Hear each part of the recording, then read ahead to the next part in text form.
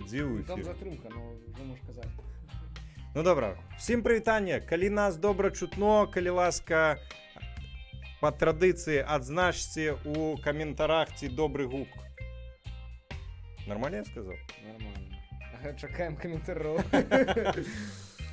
Сябры, ну у нас зноўку адзін мікрафон на 3.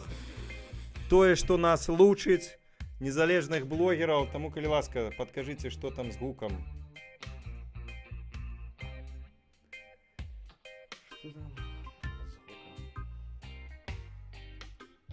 Пишут «Живи Беларусь» замест гука.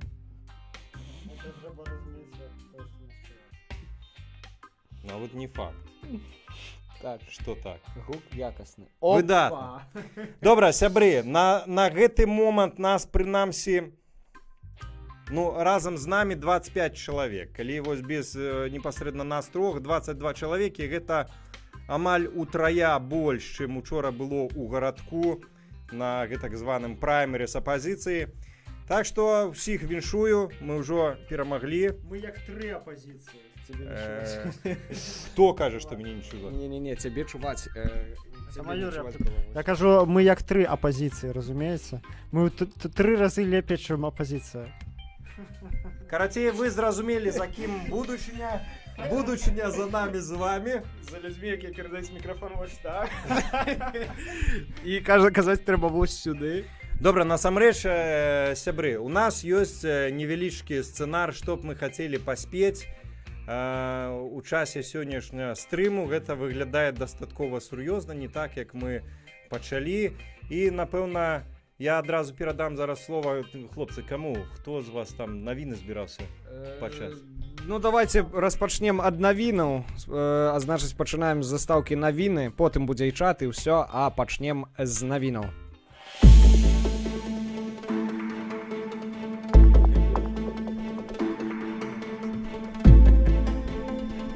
Сябры, з намі Алёнка. Добра, што па навінах? Ну што, тут бая адчыняем і глядзім навіны. Минздрав сообщил о первом вылеченном от коронавируса. Ну што ж, усіх віншуем з гэтым. Я, дарэчы, сёння навіны ўвогуле не чытаў. Што адбываецца? Сябры, калі ласка, вось хто сёння чытаў навіны, што самае важнае за дзень адбылося, калі ласка, пакідайце ў каментарах, падзяліцеся з намі, таксама будзем каментаваць, пакуль шукаем. Пра каранавірус хацеў троху пазанудстваваць зараз, таму што насамрэч я лічу, што гэтай тэме ў СМІ надаецца такая ўвага, якую яна ўвогуле не заслугоўвае. Па-першае, год 15-20 таму яшчэ мы проста не даведаліся б, да, што такая эпідэмія ідзе, таму што такія эпідэміі, ў прынцыпе, кожныя 9-10 год у свеце адбываецца, і гэта норма. А зараз гэта паўсюль тэма номер 1, хаця насамрэч яна такой не мусіць быць. Нават па колькасцю смерцяў, па свайму ўплыву на грамадства тут няма чаго так парыцца, тым не менш людзі раздуваюць такую адскую гістэрыю, і мяне асабіста гэта вось хвалюе, што это можа стаць глебай, па-першае, для канспіролагаў розных, вось а-ля рускі мір такі, да, бо ўжо вось канал Вусы Лукашенко рабіў такое пытанку на вуліцы, там некаторыя персанажы выказваліся у тым духу, што каранавірус гэта біялагічная зброя, якую прыдумалі ў лабараторыях США, каб аслабіць Кітай. Да, я ўжо маўчу пра такія выпадкі ксенафобіі, расізму ў дачыненні да азіятаў. Таму, калі ласка, заклікаю ўсіх гледачоў нашых не схадзіць, не з'язджаць з глузду з гэтага каранавіруса, займацца сваімі надзённымі справамі, мыць рукі перад ежай і байкатаваць выбары. Валер, что-нибудь? Я так разумею, спонсор сённяшняга нашага выдання гэта шакалад Алёнка. Гаспадарства, пра нас у часе папярэдняга стрыму пра нас жартавалі, намекалі на гомасексуальнасць, вось у 3 хлопцаў там сабраліся. З намі Алёнка. Так што гендерная у нас разнастайнасць. Больш заўтра 8 сакавіка. Мы яшчэ павіншуем жанчын асобна. А давайте скончым тэму коронавіруса. калі ласка. Скончай. Чаму я павінен сканчаць? Я отсюда. Чем скончается артикул Тутбай? Сведения из анкет передаются в поликлинике по месту жительства.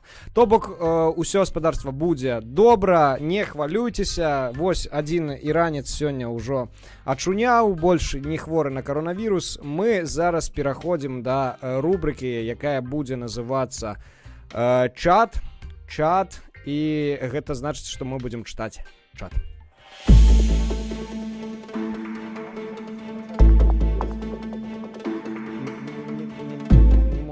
Чаму не можем? Давай, чаго? Гэта пытанне былі яшчэ да пачатку стрыма. Зараз гэта пытанне да Сцепана. Так. Сцепан гатовы? Так. Хацелася б, каб нехта сказаў, чым ягоная прапаганда лепшая за БТшную ці крамлёўскую. Чым твоя прапаганда лепшая за БТшную ці крамлёўскую? Я думаю, што ўсё ж таки лепшае. Па-першае, гэта не прапаганда вайны, гэта не прапаганда агрэсіі, гэта не прапаганда рускага свету, гэта прапаганда асветы, развіцця, прапаганда здаровага сэнсу, прапаганда дэмакратычных каштоўнасцяў, прапаганда таго ўзроўню жыцця, які мы бачым і на які ўсе хочам раўняцца. Я думаю, што гэта асноўнае адрозненне прапаганды крамлёўскай, прапаганды канала Нехта. Ну, калі гэта называць прапагандай, ну, тому што прапаганда як бы спорту, здаровага сэнсу, ўсё роўна яна ёсць, як бы. Вось. А калі называць прапагандай, ну, то так, прапаганда вось гэтай каштоўнасцяў, але мы ўсё ж таки пачытаем, можа, чат. Валер бліжэй за ўсіх да яго, давайте. Слухайте, ну, наконт чату тут пишуць вось пра Віцебску перамог Севярынец. Гэта, наколькі я разумею, другая сустрэча ў межах праймерыса абвешчанага часткай беларускай апазіцыі. І вось пішуць людзі, больш цікавая тэма выбараў. Мікола, ты хацеў пра выбары, я ведаю, паговорыць? З радасцю раскажу пра гэтую тэму. Дакладней, сваё бачанне таго, што нам трэба рабіць на выбары. Таму што расказваць пра выбары ў Беларусі, калі іх няма? Ну, я думаю, у нас тут сярод нашай аўдыторыі, колькі нас там зараз? З 50 чалавек няма ніводнага, які б лічыў, што ў Беларусі інстытут выбараў, ён выконвае сваю ролю, рэпрэзентуе грамадства ў органах улады. Таму у гэтым я вас пераконваць не буду. А ў чым я хацеў бы вас пераканаць, да, нашыя гледачы, гэта ў тым, што гэты раз грамадзянскай супольнасці і палітычнай апазіцыі трэба абраць новы шлях таго, як дзейнічаць на гэтых выбарах. Значыць, мы бачым, зараз можам абазначыць некалькі тэндэнцый такіх, як апазіцыя хоча дзейнічаць на выбарах. Значыць, частка гэта так званая канструктыўная апазіцыя. Яна кажа, мы будзем ісці туды, рэгістравацца з надзеяй на перамогу. Гэта ўсялякія вось гэтыя Дзмітрыевы, Канапацкія, карацей, ну, закамуфляваныя лукашысты. То бок гэта проста кандыдаты ад улады, якія адыгрываюць сваю ролю ў спектаклі. Аднак есть таксама і намінальная наша апазіцыя, пра якую нельга сказаць, што яна ўжо такая цалкам праўладная. Тым больш там у гэтай кампаніі зацісаўся Павел Севярынец, незразумела чаму. І яны кажуць, што не, мы будзем, вось правядзем праймерыс, мы высунем кандыдата, адзінага кандыдата ад апазіцыі. Што далей, мне асабіста не зусім зразумела. І трэцяе, як бы гэта Статкевіч і народная грамада, якія кажуць, вось займаюць пазіцыю, якая ўсё ж такі найбліжэйшая да мяне, да, они кажуць, што так, выбараў няма, і мы будзем толькі карыстаць гэтую палітызацыю грамадства, гэты весь працэс для рэгістрацыі кандыдатаў для агітацыі за плошчу. І калі пра першых, пра каго я сказал, увогуле няма сэнсу нешта там працягваць, то пра другіх і трэціх я скажу так, што я не бачу, я лічу, што ў выпадку, калі інстытут выбараў цалкам дэлегітымізаваны, калі зразумела, што выбараў няма і ўсё гэта, вся гэтая працэдура, гэта проста яшчэ адно дзеянне ўлады для таго, каб падмацаваць сябе, для таго, каб умацаваць панаванне гэтага рэжыму яшчэ на 5 год, прымаць у гэтым усім удзел, нават кажучы пры гэтым, што выбараў няма, узнікае пытанне тады, так, а навошта вы прымаеце удзел, калі выбараў няма? Ну, дзе, это што, шизофрэнія ці што? Дзе ваша паслядоўнасць? іграць усе гэтыя гульні, я ўжо маўчу пра гэтыя праймерсы, які ад пачатку цырк ператварыліся, іграць з шулерам за ягоным сталом, спадзяючыся на тое, што ты яго выйграеш. Гэта ўсё абсалютнае глупства, непаслядоўнасць і недальнабачнасць. І таксама мне не вельмі падабаецца стратэгія народнай грамады, якая кажа, што вот мы зараз гэта скарыстаем для таго, каб даць апошні бой рэжыму. Вось это будзе апошняя там акцыя. І ось гучаць увесь час адтуль такія словы, што калі мы не пераможам, то Беларусі ўвогуле не будзе. Вось альбо мы перамагаем у 2020 году рэжым, выводзім на плошчу, і все менты і чыноўнікі адразу падымаюць лапкі кверху і здаюцца, кажуць, все, мы здаемся перад вами, таму што і все, Статкевіч будзе прэзідэнтам. Альбо не, альбо ўсё, Беларусі не будзе, нас інтэгруюць, нас там разлупяць і гэтак далей. І мне падаецца, все гэтыя, абодве гэтыя пазіцыі, яны цалкам дэструктыўныя. Першае таму, што яна, як я ўжо сказал, легітымізуе рэжым і заклікае людзей удзельнічаць у заведамым падмане.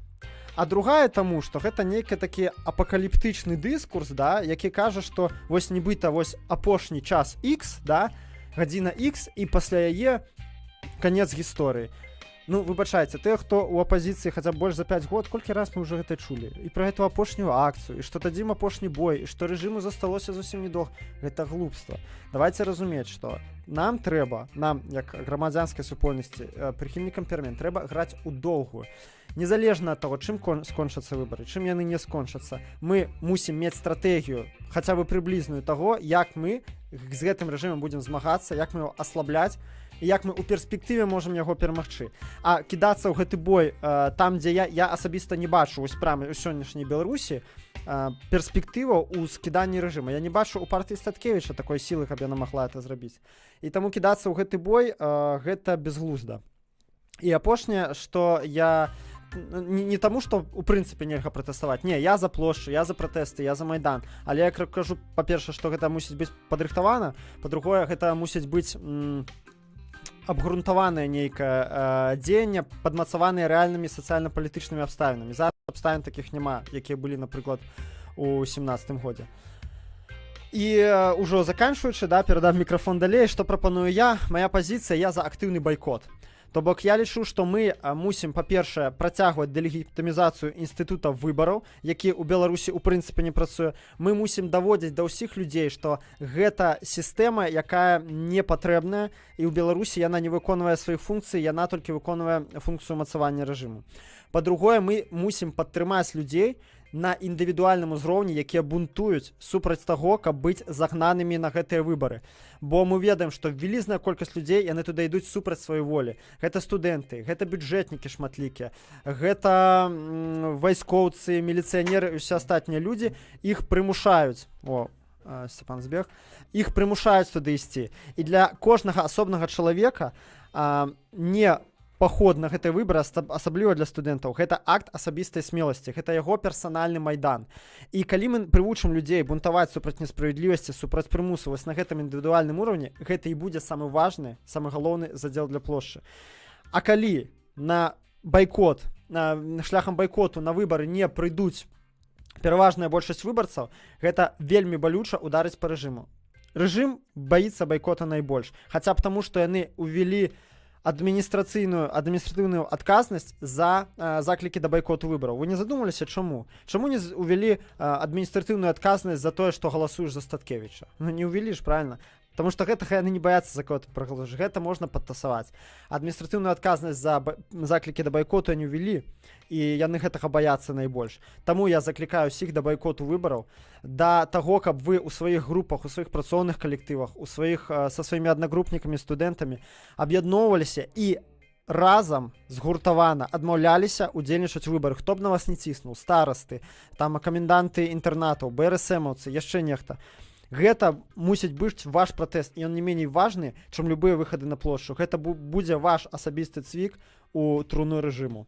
Вось такая моя стратэгія, да чаго я заклікаю ўсіх. Гэта калі так вельмі коротка, калі камусь цікава больш падрабязна, як я буду разганяць пра гэтую тэму і да чаго канкрэтна заклікаць, падпісвайцеся на канал мой, паглядзіце спасылку ў апісанні. Ну а зараз перадаю слова Валеру.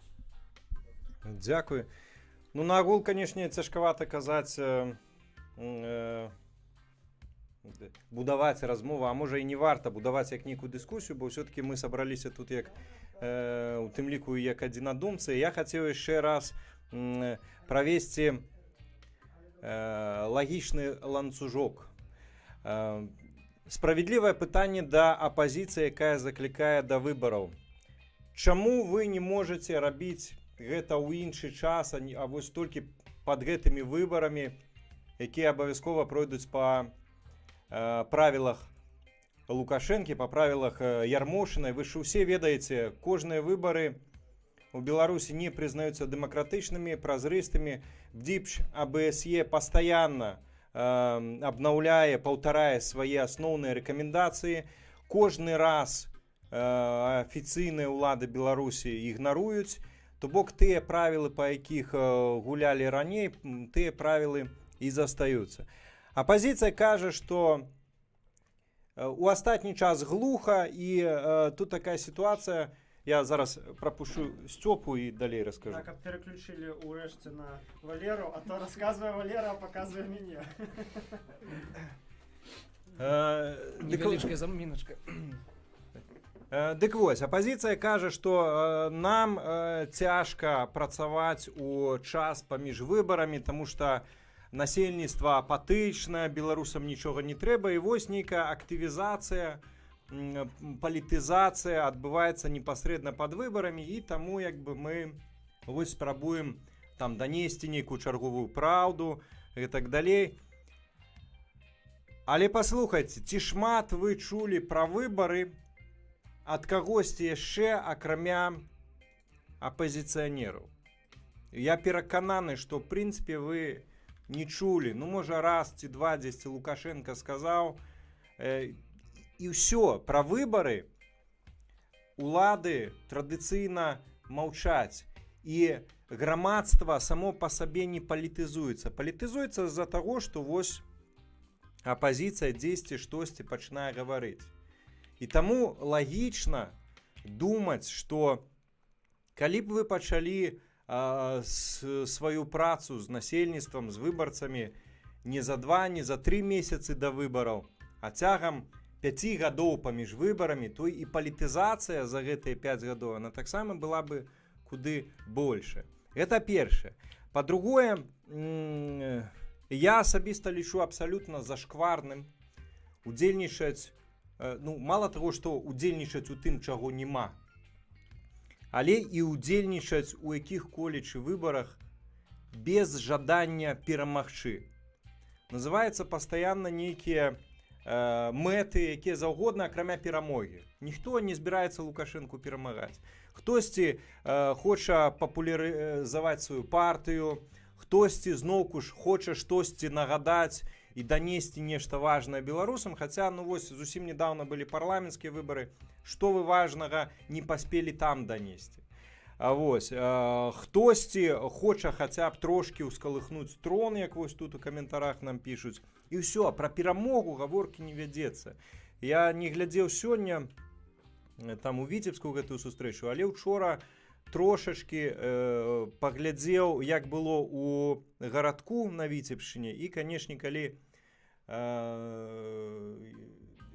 Алексей Янукевич з БНФ-у стаў і пачаў, і вось ён, кандыдат на кандыдата, народны кандыдат на народную там альтэрнатыву Лукашэнку, у першым жа сказе кажа, у мяне няма там стратэгіі, як перамагчы Лукашэнку. Так нахера ты лезеш, вы мяне прабачце? Чо ты лезеш? Мы альбо перамагаем Луку, альбо вы там гуляеце сабе дзесьці, а мы жывём як жывём. І вы да нас тады таксама не лезьце. Давайте тады так, вось тут нам пишуць, давайте яднаць грамадства, давайте яднаць апозіцыю разам. Ну, калі у нас мэты розныя. Мы, грамадства, хочам жыць добра. Мы хочам жыць без гэта ненавісна Лукашэнкі. Мы хочам, каб улада все-таки змянялася. Калі апозіцыя адкрытым тэкстам кажа, давайте не, можа там на наступныя прэзідэнцкія выбары, там, можа, дадзім нейкі чарговы бой, а зараз не будзем даваць, то я не бачу нічога супольнага паміж грамадствам, жаданнямі, памкненнямі грамадства і памкненнямі апозіцыі. Таму я таксама, канешне, падтрымліваю ідэю, па-першае, байкоту, а таксама, нават больш правільна сказаць тут, няўдзелу ў злачынстве. Усе гэтыя выбары Лукашэнкі — гэта суцэльнае злачынства, і ўдзельнічаць у іх — гэта азначае саўдзельнічаць у злачынстве. Наконт байкоту, чаму я так агаворваюся у адрозненне ад Міколы, таму што я ў адным са сваіх ролікаў казаў пра гэта. Я лічу, што і выбары, і байкот маюць сэнс толькі тады, калі іх рыхтуюць. Калі іх рыхтуюць не дзень, не два і нават не месяц, а калі вядзецца праца доўгая, пастаянная і даносіцца пазіцыя, альтэрнатыўная пазіцыя, што, напрыклад, мы байкатуем. Мы ў гэтым не ўдзельнічаем, пакуль не будзе А, Б, В, Г, Д зроблена, тады можна гаварыць пра нейкі сэнс удзелу ў выбарах. Альбо мы ўдзельнічаем у выбарах, і ў нас ёсць свой кандыдат. Возьмите, я там у нейку каментарах згадваў прыклад, вось я Вользе Кавальковай спрабаваў патлумачыць, што ў маім разуменні народны кандыдат. Я прыводзіў прыклад Венесуэлы. Там быў адзіны кандыдат ад апазіцыі Капрылес, который реально змагаўся за ўладу, за которым реально стаяла, прынамсі, палова Венесуэлы. Хоць адзін з цяперашніх, я нават не ведаю, як назваць, з тых асобаў, якія заявілі пра свае прэзідэнцкія амбіцыі, хто з іх вось вядомы настолькі, як той жа Капрылес у Венесуэле? Ніхто. Все гэтыя людзі ў межах нейкай статыстычнай памылкі, іх ніхто не ведае. Это называецца на шару кудысьці ўскачыць. Так гэта абсалютна не працуе. І пагатоў так не працуе ў краіне, у якой няма дэмакратыі, у якой няма альтэрнатыўнай медыяпрасторы, у якой няма непадкантрольнага бізнесу, дзе вось можна было б неяк выскачыць, згуляць на чымсьці. У Беларусі, як у краіне, дзе пануе аўтарытарызм, дыктатура, па-рознаму называюць, працаваць на перамогу трэба нашмат больш, чым у іншых больш дэмакратычных краінах. І таму вось усе гэтыя патугі, я да іх стаўлюся вельмі дрэнна. Я лічу іх саўдзелам у злачынстве і заклікаю ўсіх не ўдзельнічаць у злачынстве. Вельмі важную рэч сказаў Мікола наконт таго, што хай у кожнага з нас здарыцца асабісты майдан, хай кожны студэнт, якога зноку будуць заганяць на выбары, кожны бюджэтнік, якого будуць заганяць на выбары, вайсковец, усе астатнія, он папросту не пойдзе туды. Неістотна, як ён адмовіцца, скажа праўду, яшчэ штосьці, альбо не скажа, штосьці неяк выкруціцца, папросту не пойдзе. Мне здаецца, змены ў Беларусі, перамены пачнуцца тады, калі мы масава пачнем паважаць саміх сябе. І калі вось гэтая масавая самапавага будзе, тады, канешне, мы у масе сваёй актыўна не будзем згаджацца з тым трэшам, які сёння дзее ў Беларусі, з гэтым жахам, да якога цяперашнія ўлады дакацілі нашу краіну. Для гэта патрэбна самае важнае — самапавага. Яна, ведаеце, всялякае мы, яно пачынаецца з асэнсаванага я. Як толькі пачынаеш паважаць сябе, і такіх становіцца ўсё больш, людзі, якія маюць годнасць, свабоду, вось такіх людзей ужо захамутаць, зацугляць будзе немагчыма. І я перакананы, што вось наконт там лозунгаў, там кожную кампанію выбарчую апазіцыя прыдумвае нейкі лозунг. Мне здаецца, лозунг будзе адзін. Гэта ў абарону нашай годнасці. Калі свабодныя абсалютна людзі, якія маюць уласную годнасць, скажуць: мяне асабіста гэта затрахала, мне гэта дастала, і я асабіста не хачу з гэтым больш пагаджацца і гэта цярпець. І вось толькі тады ў нас могуць быць змены, а да гэтага не будзе. Можна... Зараз я так каротенькую толькі ремарку ставлю. Па-першае, хочу падтрымаць все, што сказаў Валер, усё правільна. Я тут троху пачытаў чацік, некалькі было такіх язвіцельных заўваг. Па-першае, некалькі чалавек напісалі, маўляў, ой, да што вы прапануеце байкот, ніхто не прапануе галасаваць, удзельнічаць у выбарах. То, што вось Юрась Карась напісаў, ваш байкот не супярэчыць сённяшняму дзеянню.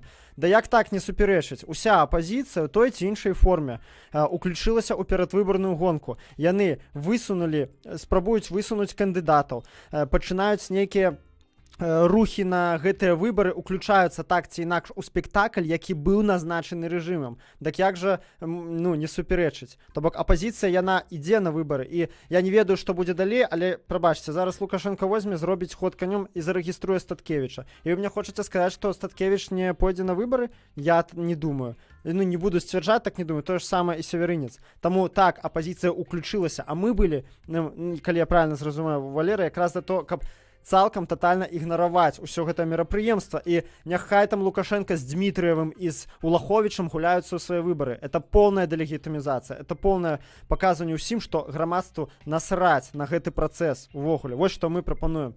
Таму не трэба казаць, што гэта не супярэчыць дзеянням апазіцыі. Ну яшчэ быў такі камент, мяне так троху закрану. Хлопцы, прыязджайце ў Беларусь і рабіце, што вы тут гаворыце. За добрым жыццём усе валяць за мяжу, а хто тут будзе змагацца. Ну, ось всім такім разумным, хто такое піша, я хачу, па-першае, сказаць, пачніце вы спачатку штосьці рабіць, мне цікава, чым вы займаецеся. За сябе магу сказаць, што я не палітэмігрант. Я вучуся ў Польшчы, але суткі і штрафы чамусь я атрымліваю ў Беларусі. Тое ж самае і Валер, ён сам скажа, калі захоча. Ён не з'яўляецца нейкім там палітэмігрантам, які жыве справамі Польшчы. Ну, а што датычна Сцяпана, то я нават не буду браць, так зараз паслужу такім яго апалагетам троху, я не буду браць нават пытанне пасадзіць, не пасадзіць пры вяртанні, але вы сур'ёз думаеце, што нехце дадуць займацца тым, чым он займаецца у Беларусі? Да ніколі ў жыцці, нават не бяручы пасадкі, проста абрубяць яму ўсю тую медыйную працу на тыя сотні тысяч чалавек, якую ён робіць. І вы, тыя, хто зараз кажа, прыязджайце ў Беларусь, вы першыя ад гэтага пацерпіце, што вам не будзе што чытаць, не будзе праз каго распаўсюджваць свае звесткі, сваю інфармацыю, што калі вас рэпрэсуюць, не будуць каму пра вас пісаць. Ну, дакладней будзе, але не ў такой ступені. Разумееце, таму хай кожны робіць чалавек асабісты выбар. Я лічу, што в нашым выпадку, толькі увогуле нельга казаць, што мы там пазвалівалі ў Польшчу, і няхай кожны робіць сам свой асабісты выбар, нават калі чалавек зваліў, але хоць нешта робіць для Беларусі, хай нават данаты кідае, там гэтым стрымерам. Гэта ўжо ён малайчына. Ён ужо робіць тое, што не робіць 99% насельніцтва. Таму гэтыя папрокі вельмі несправядлівыя з вашага боку. Ну, я таксама дадам, это каментар ад Валентинкі. Я абсолютно згодны з Міколам. Першае, канешне, гэта не першы раз. Я асабіста чую падобнае. Я заўсёды ў адказ перапытваю, а што канкрэтна зрабілі вы, што, на вашу думку, вам дае маральнае права папракаць іншых. Часам пішуць, мы тут змагаемся ў Беларусі, вы там пазвальвалі. Ну, што канкрэтна сёння вы назмагалі? А ўчора? А пазаўчора? Вось мне, напрыклад, вельмі цікава. І заўважце, я стараюся ветліва адказаць. Я не маю ніякіх прэтэнзій абсалютна. Таксама, як я не маю асабістых закідаў да тых, хто там нічого не робіць. Это першае. Па-другое, глядзіце, тыя, каго называюць, што пазвальвалі за мяжу, і тыя, хто кажа там пра неабходнасць зменаў у Беларусі, пра штосьці, выказвае нейкую неабыякавасць да беларускай тэмы, іх мізер з агульнай колькасці тых, хто з'ехаў з Беларусі. З'ехаў, пазвальваў, эміграваў, як заўгодна назавіце, але тыя, хто зараз жыве не ў Беларусі, а за мяжою. Чаму у вас прэтэнзіі не да гэтых сотняў тысячаў, которые крыж паставілі на Беларусі, ўсё, іх няма. А да тых нешматлікіх, папросту дзясяткаў альбо сотняў чалавек, якія таксама маглі б паставіць крыж і жыць у тым замежжы, пра якое з Беларусі здаецца вось такім салодкім, там все класна.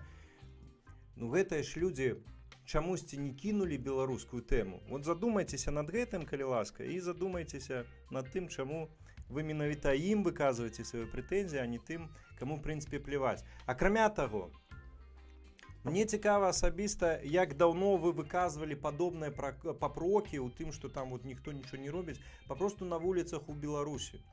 Так. У суседа па лесвічнай пляцоўцы, чаму не спыталі пра гэта? У аўтобусе, па дарозе на працу альбо у навучальную установу. Чаму вы ў іх не спыталі, чаму гэтыя людзі нічога не робяць? Чаму вы папрокі адсылаеце да тых, кому тэма Беларусі баліць, і которые з розных, паверце, з розных прычынаў знаходзяцца па-за мяжою. Ну, глядзіце, я магу за сябе адказаць. Быў бы я зараз у Беларусі, не працаваў бы на Белсаце, на агул, напрыклад, Белсат бы не існаваў. Што лепей было бы Беларусі? Беларускай Беларусі, дэмакратычнай Беларусі, той Беларусі, пра якую мы ўсе марым. Няўжо было б лепей? Не было б лепей. Разумееце? І таму мне здаецца, што самае важнае, асабіста я да чаго заклікаю. Пачаць з самых сябе. Я не заклікаю вас ісці на барыкады. Я не заклікаю ісці на плошчу. Я не заклікаю там нейкія акцыі пратэсту рабіць. Мне здаецца, што свабодныя людзі, якія маюць годнасць, і маюць уласную пазіцыю, яны здольныя зрабіць свой выбар і ўвогуле вырашыць, ісці ім ці не ісці самастойна. Мне адзінае, што залежыць, як чалавеку, якому неабыякавая Беларусь, мне залежыць на тым, каб у маёй Беларусі было якраз як мага больш людзей, якім неабыякава, людзей свабодных, не рабоў, і таксама, каб было больш людзей па-за межамі Беларусі, якім тэма Беларусі неабыякавая. Паверце, як паказаў нават прыклад Украіны, тыя украінцы, якія з'ехалі за мяжу і якім ўсё роўна тэма Украіны была неабыякавая, яны вельмі шмат дапамаглі. Вось у крытычныя, асабліва 2014-15 гады, яны вельмі шмат дапамаглі. А вы ўявіце, каб іх проста вось так загаўнялі, сказалі, вы звалілі ўпырхлікі, там яшчэ хтосьці здрайцы, звалілі свабодна. А гэтыя людзі дасылалі тыя ж грошы на тое, каб абуць, узброіць, апрануць, накарміць добраахвотнікаў, якія стрымлівалі агрэсію расійскую. Гэта ж якраз рабілі тыя украінцы, якія з'ехалі. Чаму мы ўвесь час дзелім? Вось беларусаў самі сябе мы дзелім. Тых, хто з'ехаў, хто не з'ехаў, тыя, хто там на правы бок ступае больш, тыя, хто на левы бок ступае больш.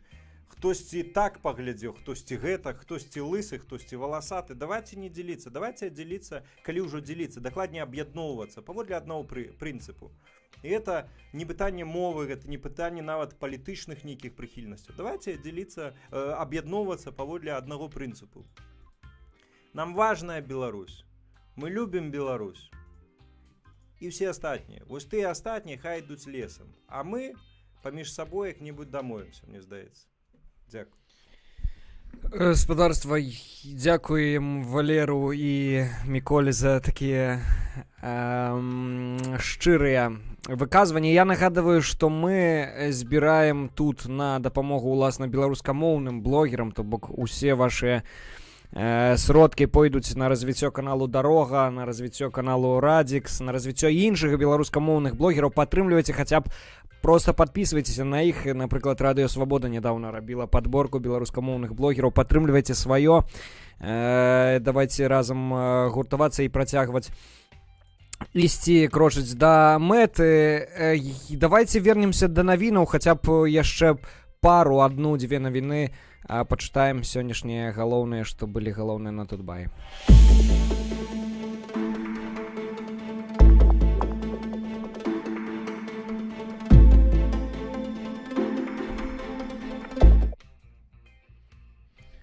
Вопрос не терпит отлагательств. Лукашенко о поступивших предложениях по поставкам и переработке нефти. Новина выкликала довольно широкое обмеркование, мяркуючы по 304 комментарам. Шукаем нафту, ці атрымаецца знайсці. Я могу про нафту сказать. Почекайте, я про нафту один момент хочу сказать. А вас не здзіўляе узровень шуму якраз Лукашэнкі, таго, як ён не занепакоены дзяржаўнай вось гэтай машыны вакол якраз паставак нафты. І наколькі гэта суадносіцца з рэальнай вагой ад нафты ў беларускім бюджэце. Ну там жа мізер, там гаворка ідзе там пра мільярд ці 2 мільярды агулам, улічваючы, што ў нас агулам за год 39 мільярдаў, ну гэта мізер. Нават калі штосьці здарыцца, і мы аніяк з расейцамі там не дамовімся, альбо будзем набываць паводле іх нейкіх там паводле іх умоваў, гэта не катастрафічная сума, зразумееце. Але, як паказвае зноўку ж і украінская гісторыя, в прынцыпе, гэта асноўная крыніца, адкуль можна дзяржаве красці грошы. Вы ж ведаеце, што вось гэтыя 6,3, здаецца, мільёна тонаў, якія Расія нам пастаўляла ільготныя, а ўсе астатнія там па вышэйшай цане, яны былі нібыта для ўнутранага спажывання. Дык вось унутранаму спажыўцу, то бок нам з вами, Лукашенко прадаваў гэтыя 6,3 ці 7 мільёнаў тонаў нафты па цане вышэйшай за всесветную. А розніцу, па сутнасці, вот, адкуль у нас з'яўляюцца розныя прэзідэнцкія фонды, адкуль у нас з'яўляюцца вось гэтыя ўсе залатыя унітазы і гэтак далей. Вы ніколі не задумваліся над гэтым? Вось мне асабіста здаецца, калі ёсць хтосьці там з эканамістаў, папраўце, альбо прынамсі можна пра гэта пагугліць, пацікавіцца. Мне здаецца, што калі б мы перасталі круціць гэтую тэму, што вось без расійскай таннай нафты мы загнёмся, мы б спакойна пражылі далей. Трошкі перафарматавалі бы, нейкі час там было б крыху горш. Адзіная розніца, Лукашенко і яго набліжаныя колы не мелі б больш такой крыніцы, каб класці сабе неўлічныя грошы ў кішэню. Вот, разумееце, гэта што наконт нафты. А мы тут, вся краіна сядзіць там, будзе з Азербайджана штосьці больш за 2 танкера, не будзе, што там з Нарвегіі і так далей. Хлопцы, 1,2 мільярды і 39 мільярдаў. Ну, все-таки ёсць розніца. Это ладно, каб это у нас было там пытанне там 20 мільярдаў. Ну, такого ж нема.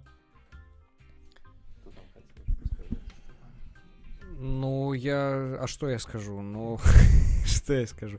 Я скажу, что... Дякую Валеру за гэтае выказванне. У нас былі запланаваныя сёння рубрычкі розныя, але з розных прычынаў яны ізноў-такі саскочылі. Напрыклад, цудоўная рубрика «Звонок другу». Звонок другу чамусьці адпаў. Вось. Ну, таму мы не будзем званіць другу, мы будзем проста сядзець і размаўляць і гутарыць з людзьмі. Задавайце вашыя пытанні, калі ёсць пра што пытацца. А зараз я прапаную рубрыку «Не» у дужачках «Залежныя», якая палягае на тым, што трэба выбраць, які сродак масавай інфармацыі напісаў пра тую ці іншую навіну, дзяржаўны ці незалежны, не ў дужачках. Вось. Ну і пачнем гуляць разам з вами. Сёння ў нас падборка Белта і наша Ніва. Даволі падобныя рэсурсы, хоць і на першы погляд на розных мовах. А таму мы, каб было цяжэй, мы ўсё будзем на адной мове, на беларускай мове зачытваць. А вы, і вы таксама, калі ласка, кажыце, гэта наша Ніва ці гэта Белта. Першая навіна выглядае наступным чынам. Гуляць на раялі небяспечна? Знак пытання. Гагарына з сынам перад выступам у Крамлі надзелі маскі. Валер, можа, ёсць здагадкі? Божа, мы ўжо з Сцепанам гулялі ў гэтую гульню, і у мяне зламаўся мозг, я рэальна здаўся. Я не адрозніваю, калі на адной мове ці перакласці ўсё ў расейскую, ці ўсё перакласці ў беларускую. ну, вельмі падобныя. Таму я буду пальцам у неба тыцкаць, гэта, ну, наша ніва хай будзе. А вось і няправільна гэта дзяржаўнае агенцтва Белта. Радзік, калі ласка, пракаментуйце, чаму дзяржаўнае беларускае тэлеграфнае агенцтва турбуюць вось навіны ў Крамлі, там Гагарына надзелі маскі, каскі. Ну, таму што у нас наши дзяржаўныя СМІ, яны жывуць дагэтуль у каланіяльным свеце, то бок яны не усведамляюць Беларусь некай асобнай краінай, са сваёй асобнай павесткай дня, са сваёй культурай. Ну, не будуць жа не пісаць там пра Крамбамбулю, пра Вольскага, пра тое, што зрабілі сёння блогеры, а это тое, чым сапраўды жыве беларускае грамадства сёння, да, прынамсі яго актыўная частка. І яны па-ранейшаму, то бок у них такі крамлёўскі мозг, да, яны па-ранейшаму лічаць сябе вот этим кавалачкам вялікай расійскай русской культуры з двумя вялікімі «С», да. І таму, ну, аб чым ім яшчэ пісаць, то бок гэта навіна адлюстроўвае не толькі парадыгму іх як бы мыслення імперскую, але і проста ўзровень іхняй асабістай культуры. Ну, хто, як які нармальны чалавек будзе Гагарыну смотреть і слухаць у 2020 годзе? Вось хто гэта, загугліце, вось такія навіны. Ідзем далей, не ідзецца. Ідзем далей. А калі нейкія цікавыя там паведамленні ў чаце можам... Вельмі цікавае, дарэчы, як займацца актывізмам падчас эпідэміі, малая яна ці вялікая не суть. Дзякую вялікі за гэтае пытанне, сапраўды класна. Ну, мне здаецца, ну, па-першае, панікаваць не трэба. Па-першае, ну, прынамсі зараз у Беларусі няма маштабу эпідэміі, і ўвесь актывізм, якім займаліся дагэтуль, альбо якім збіраліся займацца дагэтуль, ён не страціў актуальнасці. Ну, да прыкладу, рандомна ў галаву прыйшло вось акцыя, якую ладзяць ужо шмат гадоў анархісты, антыфашысты. Гэта ежа замест бомбаў. Ну, вось, калі ласка, неістотна вялікая, малая эпідэмія, але дапамагаць людзям абездоленым, карміць іх ежай, што, дарэчы, у Беларусі не вітаецца на дзяржаўным узроўні. Менты ганяюць перыядычна і вось гэтых абездоленых людзей, і тых, хто гатуе для іх ежу. Дык вось гэта варта рабіць ўсё адно. Тое ж самае варта наведваць, напрыклад, сацыяльныя прытулкі, дапытвацца, што там трэба, збіраць нейкія грошы на дапамогу хворым дзеткам, калі у нас дзяржава мае там на прыбіральні за $1 000 000, пры гэтым не мае грошы на ратаванне жыццяў, хаця б дзетак. Гэта ўсё лягае на плечы грамадства, і гэта тая справа, якую нельга адкідаць вось на час, пакуль ёсць нейкая эпідэмія. Ўсё гэта абсалютна ёсць, і пагатоў не хацелася б, канешне, але калі тэарэтызаваць, у Беларусі сапраўды надышлі такія часіны, калі каронавірус набыў маштабы эпідэміі, ну там, напэўна, таксама знойдзецца, што рабіць. Галоўнае захоўваць сваю неабыякавасць і сацыяльную грамадзянскую актыўнасць. І тады заўсёды будзе што рабіць. Калі ласка.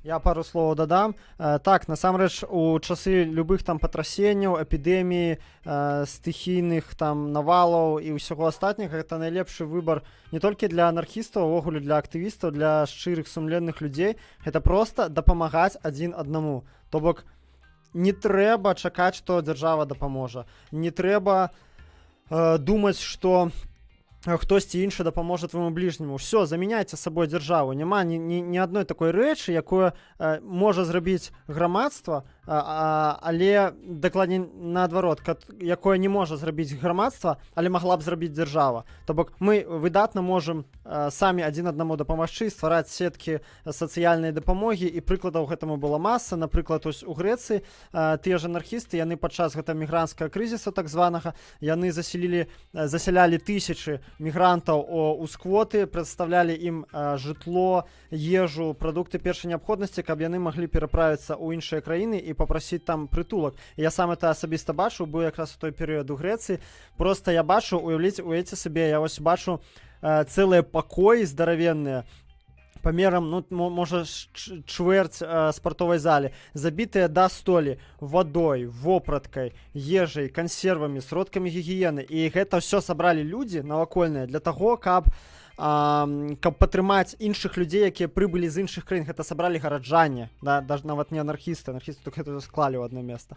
Гараджане, якія хочуць падтрымаць людзей, якія вось ратуюцца ад вайны. І тое ж самае, калі быў ураган Катріна у ЗША, і таксама некалькі тысяч чалавек загінула, была разбурана інфраструктура цэлага гораду, і там тысячы, десяткі тысяч людзей без дамоў, без нічога засталіся, і таксама стваралі людзі сеткі ўзаемнай дапамогі, дзе давалі адзін аднаму жытло, дзецям там нейкая бяспечную прастору, ежу людзям, вопратку збіралі. І гэта ўсё таксама вялікая арганізацыйная работа. Таксама анархісты прынялі ў гэтым самы жывы ўдзел. І гэта вось адказ на пытанне, як займацца актывізмам падчас эпідэміі. Да дапамагаць адзін аднаму, ствараць сеткі салідарнасці. Раз ужо не атрымалася ствараць вось гэтыя сацыяльныя групы, сацыяльныя сеткі у рэчаіснасці без эпідэміі, да? Калі вы былі такой атамізаванай асобай, што вы не ведалі свайго суседа па лесвічнай клетцы, па лесвічнай пляцоўцы да гэтага, то прынамсі зараз вось эпідэмія, зараз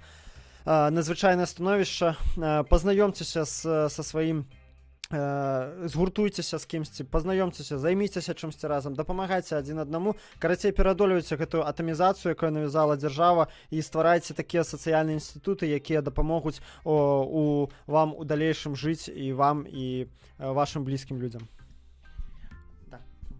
Дзякуй, Мікола, і дзякуем вам, што пішаце паведамленні, і мы, вядома ж, на іх реагуем. Давайте працягнем гуляць у гульню «Незалежныя». Так называется гульня «Незалежныя».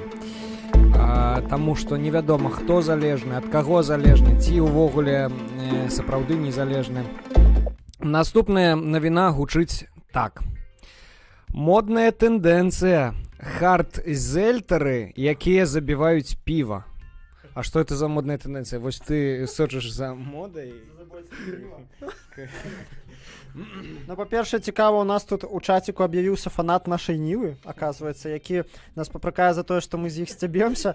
І што цікава, гэта той самы чалавек, які выступаў супраць байкоту выбараў. Супадзенне? Не думаю. А што ён піша? Ён піша, што з чаго вы учапіліся за нашу Ніву, чым яна вам дрэнная. Гэта цікавая навіна. Ну, не ведаю, пасля справы Чудзінцова задаваць гэтае пытанне, мне падаецца, не камільфо. Нашу Ніву нават адкрываць старонку яе ў браўзеры, гэта зашквар, ужо пачынае так троху смярдзець ад манітора, калі адкрываеш. А тут вы ўжо пытаеце, чым нам дрэнная. Наконт загалоўка, ну гэта ўжо, прабачце, стопудовая, наверное. Ну, стопудова, не веру, што гэта белта, потому что, а я вам скажу, як я вылічыў, які у меня хада думак была. Справа тым, што на белта, конечно, і там сядзяць прыкладна аднолькавыя людзі. Аднак тыя, што на нашай Ніве, яны, ведаеце, больш такія модныя, моладзевыя, да? Яны, прынамсі, могуць прачытаць слова хард-зельцары, да? Ці як? Хард-зельтары. А на белце, я думаю, яны, ну, максимум першыя 4 літары прачыталі бы хард, і все, і далей яны б не здолелі. Это занадта складаная задача. Ну што, адгадаў? Сапраўды, гэта наша Ніва. І што такое хард-зельтары? Алёнка, спонсор сённяшняга выдання, атрымлівае спадар Мікола тое, што засталося там. А што такое хард-зельтары, вы можете прачытаць на нашай Ніве. Калі казаць груба, то зельтер гэта проста газаваная вада. Назву такое яна атрымала ад рэгіёну ў Германіі. Карцей, вось гэта вы прачытаеце. А тут Віталь піша ў каментарах, што мы гэта ўжо гадоў 15 таму прайшлі. Прычым 2 разы напісаў. Карцей, навіна безумоўна цікавая, і калі ёсць што дадаць, дадавай. Я дадам, я не па гэтых незнаёмых для мяне словах. Я хотел отказать, там параллельно читал там Валентинка и Юрась Карась у комментариях. Послухайте, мы зараз попросту размаўляем усе, ну вось, сяброўскім таким колам. У нас нема ніякіх да вас асабістых прэтэнзій, таму калі дзесьці хтосьці штосьці сказаў, не крыўдуйце, таксама як і мы на вас не крыўдуем абсалютна. Я крыўдую. Ну, это калі ласка. Вось Юрасю я, напрыклад, хацеў бы падзякаваць это наконт таго, што ну сапраўды мы не палітыкі. Слухайце, можа быць журналісты, але не палітыкі, ну окей, мы палітыкай не займаемся, і каб былі змены ў Беларусі, зусім не абавязкова займацца палітыкай. Самае першае гэта быць добрым сумленным чалавекам. Ведаеце, недавно, дарэчы, не памятаю чый, прачытаў каментар вось наконт таго, што як у Беларусі ёсць такі выраз там: а што ты там можаш у палітыцы, ты там ці маеш ты досвед там, а вось тут людзі столькі гадоў займаюцца палітыкай, і якія вынікі? Вынікаў няма.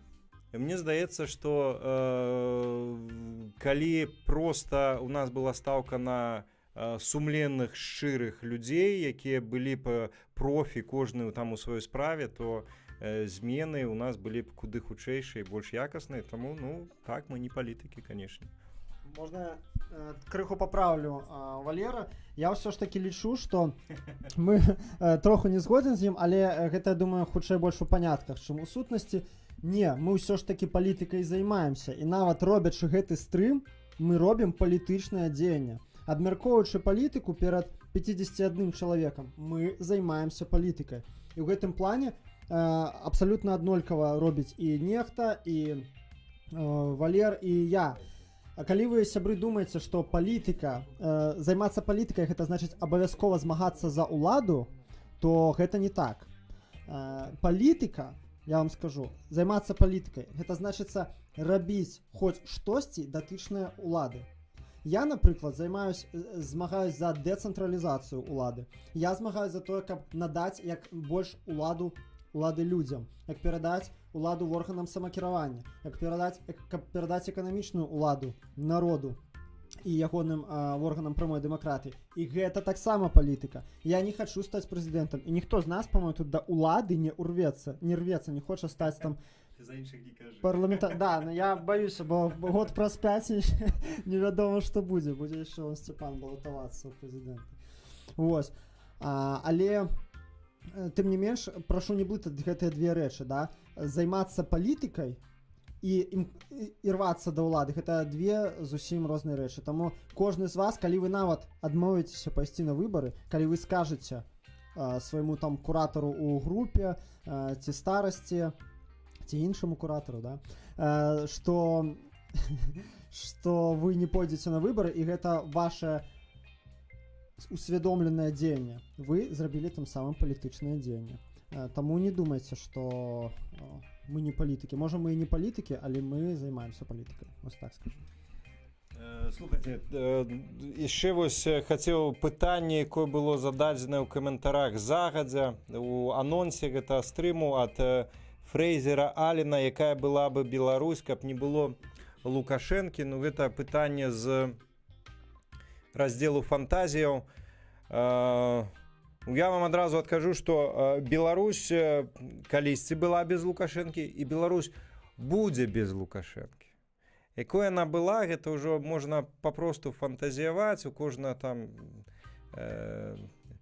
свой, можа быць, сцэнар, але спадарства, у нас ёсць цудоўны шанец сфармаваць гэтую Беларусь без Лукашэнкі, зрабіць тое, чаго не было зроблена вось тады, калі ён дарваўся да ўлады. І мне здаецца, не так і шмат яму засталося ва ўладзе, і пагатоў не варта марнаваць час. Мяне ў каментарах да маіх відэа, я ўсё збіраўся зрабіць асобны ролик, можа зраблю, але я ўвесь час у каментарах адказваў на пытанне, дык а што рабіць? І я заўсёды паўтараў: самаразвівацца, самарэалізоўвацца, ну і не саўдзельнічаць у злачынствах гэтага рэжыму. Самаразвівацца і самарэалізоўвацца важна не толькі для таго, каб Беларусь змянілася, але важна і найперш важна для таго, каб вам не было шкада свайго жыцця, гэтых гадоў, якія б вы пазней назвалі змарнаванымі. Калі зараз дыктатура пазбаўляе нас шмат якіх магчымасцяў. У нас ёсць магчымасці іншыя. Да прыкладу, ніхто не замінае нам вучыць інгліш. Ніхто не замінае. Ніхто не замінае нам спрабаваць сябе ў нейкіх іншых спецыялізацыях, хаця б трошачкі. Я журналіст, з 15 гадоў, мне зараз 38, 23 гады я журналіст. Аднойчы ўначы я сеў, адкрыў YouTube і пачаў вучыць флэш-анімацыю. Вынік вы бачыце у тым ліку у мяне на канале. І гэта можа зрабіць кожны. Вось калі я задумваў ролик, который я хацеў зрабіць з адказам на гэтае пытанне, я хацеў яго пачаць з таго, што у мяне няма парады, што рабіць. Вось гэтыя парады я руку на сэрца не магу даць. Памятаеце тую жанчыну, якая 70 рублёў атрымлівае заробак. Вось ёй бы я такіх парадаў вучыць інгліш там, я б не даваў. Мне б сумленне не дазволіла. У чалавека 4 дзяцей і 1 рубель у кішэні, там пусты халадзільнік і так далей, а тут буду я сядзець з пузам у Варшаве і ёй казаць вучы інгліш. Гэта непрыгожа прынамсі.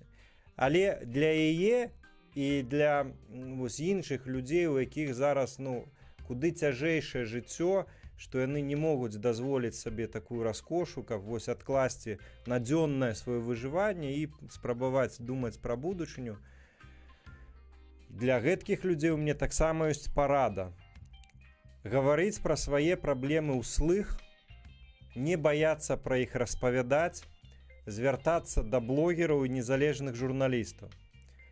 Я вам скажу, чаму я ўзяў на сябе такую маральную адказнасць гэта параіць. Таму што ў гэтай жанчыны, якая атрымлівала 70 рублёў, пасля таго, як яна звярнулася, пасля таго, як яе гісторыя трапіла ў незалежныя медыа, Белсат, Радыё Свабода, многія іншыя напісалі таксама,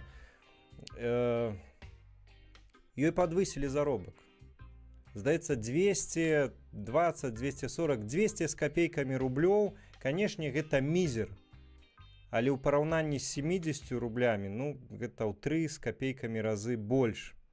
Гэта непасрэдны вынік таго, што жанчына не засталася сама насам са сваімі праблемамі, сама насам з гэтымі самадурамі мясцовымі начальнікамі і звярнулася па дапамогу ў незалежныя медыа. Гаспадарства, вось гэтую параду я магу даць найперш гэткім людзям, і таксама ўсім таксама.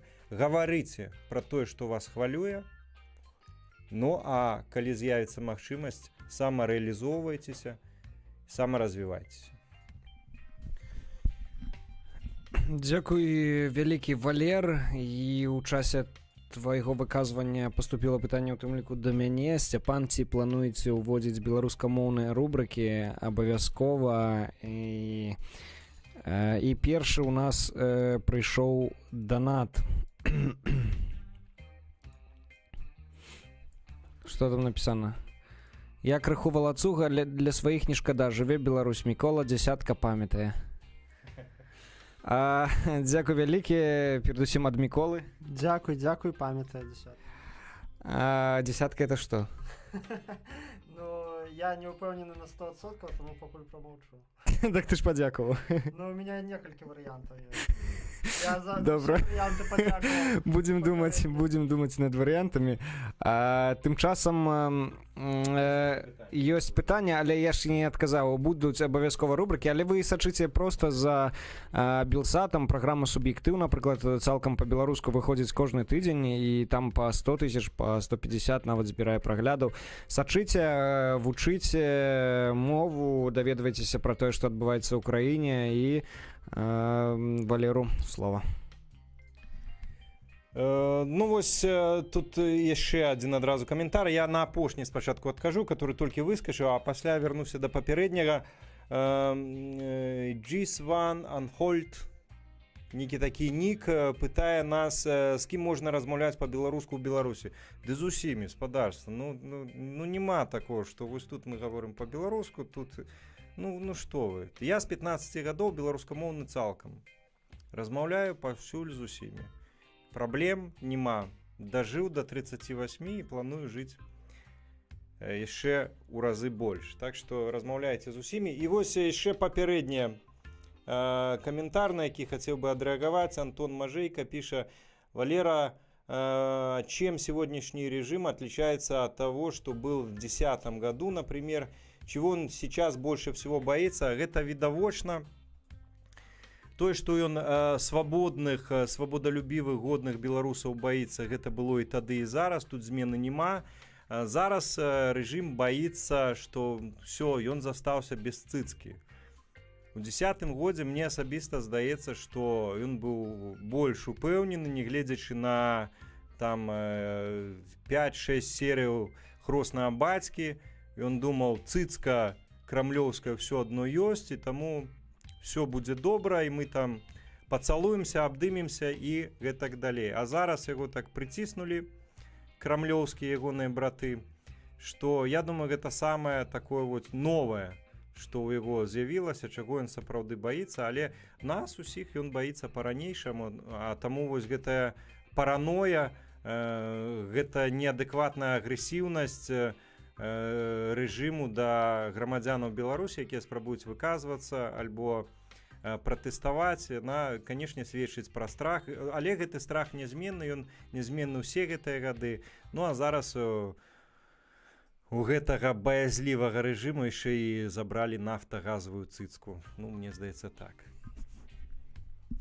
Пару слоў дадам, калі не супраць пытання хоць было Валеры зададзена. Слухай, куды казаць? Сюды? Так, дзе... Хоць Валера было зададзена, ўсё ж такі розніца вельмі вялікая між рэжымам у 2010 году і зараз. І тут я вельмі згоден з Эдуардам Пальчыцам, які таксама гэта кажуць увесь стрым, што рэжым, прынамсі ягоная, асабліва ягоная рэпрэсіўная частка, яна робіцца разумнейшай з часам. Яны вучацца, і вучацца вельмі добра. І насамрэч яны часам вучацца лепей нават за нас, ну, за грамадзянскую супольнасць маю на ўвазе. І я лічу, што галоўнае адрозненне ў тым, прынамсі у рэпрэсіўнай сферы ў тым, што рэжым асабліва пасля Майдану зразумеў вялікую здольнасць непалітызаваных структур, моладзевых субкультур і такіх нефармальных моладзевых груповак, іх небяспеку патэнцыйную ў выпадку нейкіх рэвалюцыйных здарэнняў, рэвалюцыйнага варушняка. І гэта вельмі выразна праявіла сябе, калі ў 2014-15 годах быў, па-першае, амаль цалкам разгромлены фанацкі рух у Беларусі, па-другое, пад вельмі моцны прэс трапілі анархісты, пад якім они знаходзяцца па сённяшні дзень, то бок гэта такая пастаянная хваля, это не хваля дакладней, это такі плыня рэпрэсій пастаянная, неспынная, і яна не сканчаецца ніколі. І гэта ўсё выразна адбылося пасля Майдану, калі і вось пачалі далбіць і антыфашыстоўскі рух, і футбольных фанатаў, як я ўжо сказаў, і анархістаў, і шэраг там яшчэ больш дробных груповак, уводзіць антыэкстрэмісцкае заканадаўства вельмі моцнае, спіс экстрэмісцкіх матэрыялаў, вось тады ён проста взорваўся, да, у колькасці пералічаных у ім пазіцый.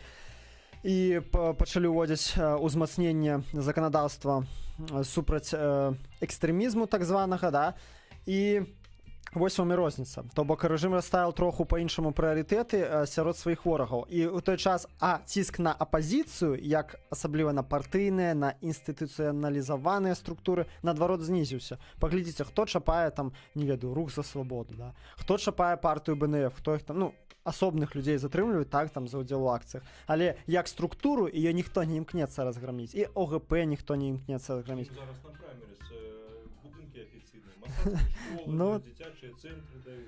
Ну вось, калі ласка, то бок наадварот рэжым зразумеў, ад каго сыходзіць сапраўдная небяспека. А тых, хто не зарэгістраваны, не інстытуцыяналізаваны, не ўбудаваны ў сістэму, і гэта значыць непадкантрольны. Вось гэта сапраўдна небяспечныя людзі і структуры, з якімі варта змагацца. А апазіцыя ў сваім загончыку няхай існуе, это нават выдатна. Я з адным толькі не пагаджуся наконт таго, што рэжым зараз гэта зразумеў. І Эдуард Пальчыс, і я думаю, многія з вас чулі ўжо шмат гадоў такі выраз, тлумачэнне, чаму Лукашенко не пазбаўляе рэгістрацыі, не зачыняе апазіцыйнай партыі і так далей. банальна, таму што калі штосьці ёсць зарэгістраванае, яго прасцей кантраляваць. Калі ёсць нефармальнае, не зарэгістраванае, то яго кантраляваць немагчыма, таму што заўсёды, асабліва ў параноідальных рэжымаў, ёсць падозрні, а можа мы штосьці дзесьці ўпусцілі. А тут, калі ласка, вось у іх ёсць офіс, вось у іх ёсць спісы людзей, вось у іх ёсць строгая арганізацыйная структура, куды, в прынцыпе, можна хаця б тэарэтычна ўставіць сваіх людзей і гэткім чынам кантраляваць, а што яны на тых жа замежных візітах кажуць, а што яны на перамовах з іншымі такімі ж структурамі, як перамаўляюцца. То бок, калі ёсць афіцыйная структура, яе значна прасцей кантраляваць, і гэта не сёння зразумеў рэжым. Гэты выраз тлумачэння, чаму не пазбаўляць рэгістрацыю, ён існуе вельмі даўно. Спадарства, я хацеў яшчэ адрэагаваць на такі вельмі вясёлы каментар. Зараз 10. Ага. Филон Сергей. Есть надежда, что мы не придем на выборы, а Лука обидится и уйдет. Конечно, есть. Спадарство. Як бы там ни было, спадзявацца на лепшае трэба заўжды.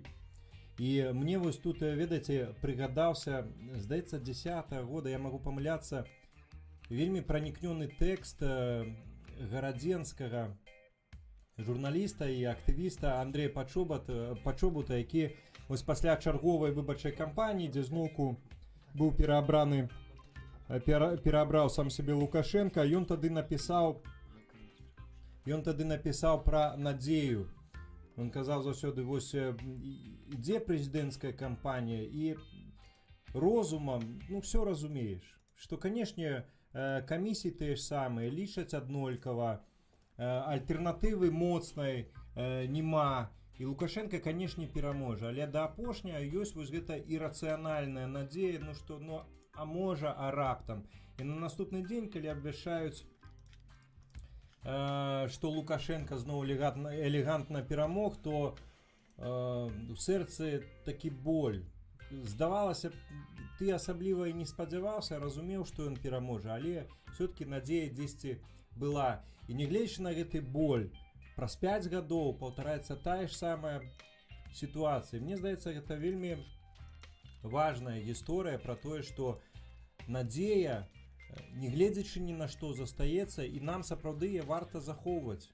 Як бы там ні было, яе варта захоўваць. Больш за тое, пагатоў я скажу, Лукашенко, можа для кагосьці гэта будзе сакрэт, але Лукашенко таксама жывы чалавек.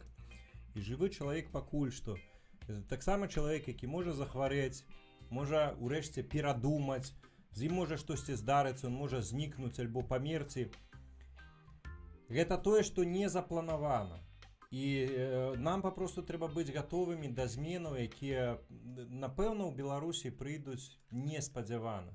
Да іх мы будзем рыхтавацца, я спадзяюся, увесь час, магчыма доўга, магчыма не вельмі доўга. І ў адзін момант яны прыйдуць. Толькі пытанне ў тым, ці будзем мы гатовыя якраз да гэтых зменаў, каб у нас не паўтарылася сітуацыя, каб мы не наступілі на граблі другі раз. Таму што, вось мне 38, Лукашенко, калі да ўлады прыйшоў, мне барада не расла, а зараз она ўжо сівая. І мне хочацца пажыць у Беларусі без Лукашэнкі і пажыць яшчэ нармальна. Мікола, можа, штосьці хацеў дадаць? Не, я толькі хацеў там на некаторае пытанне з чаціка адказаць, калі не супраць. Так. З кім можна размаўляць па-беларуску ў Беларусі? Не адказвалі ж яшчэ?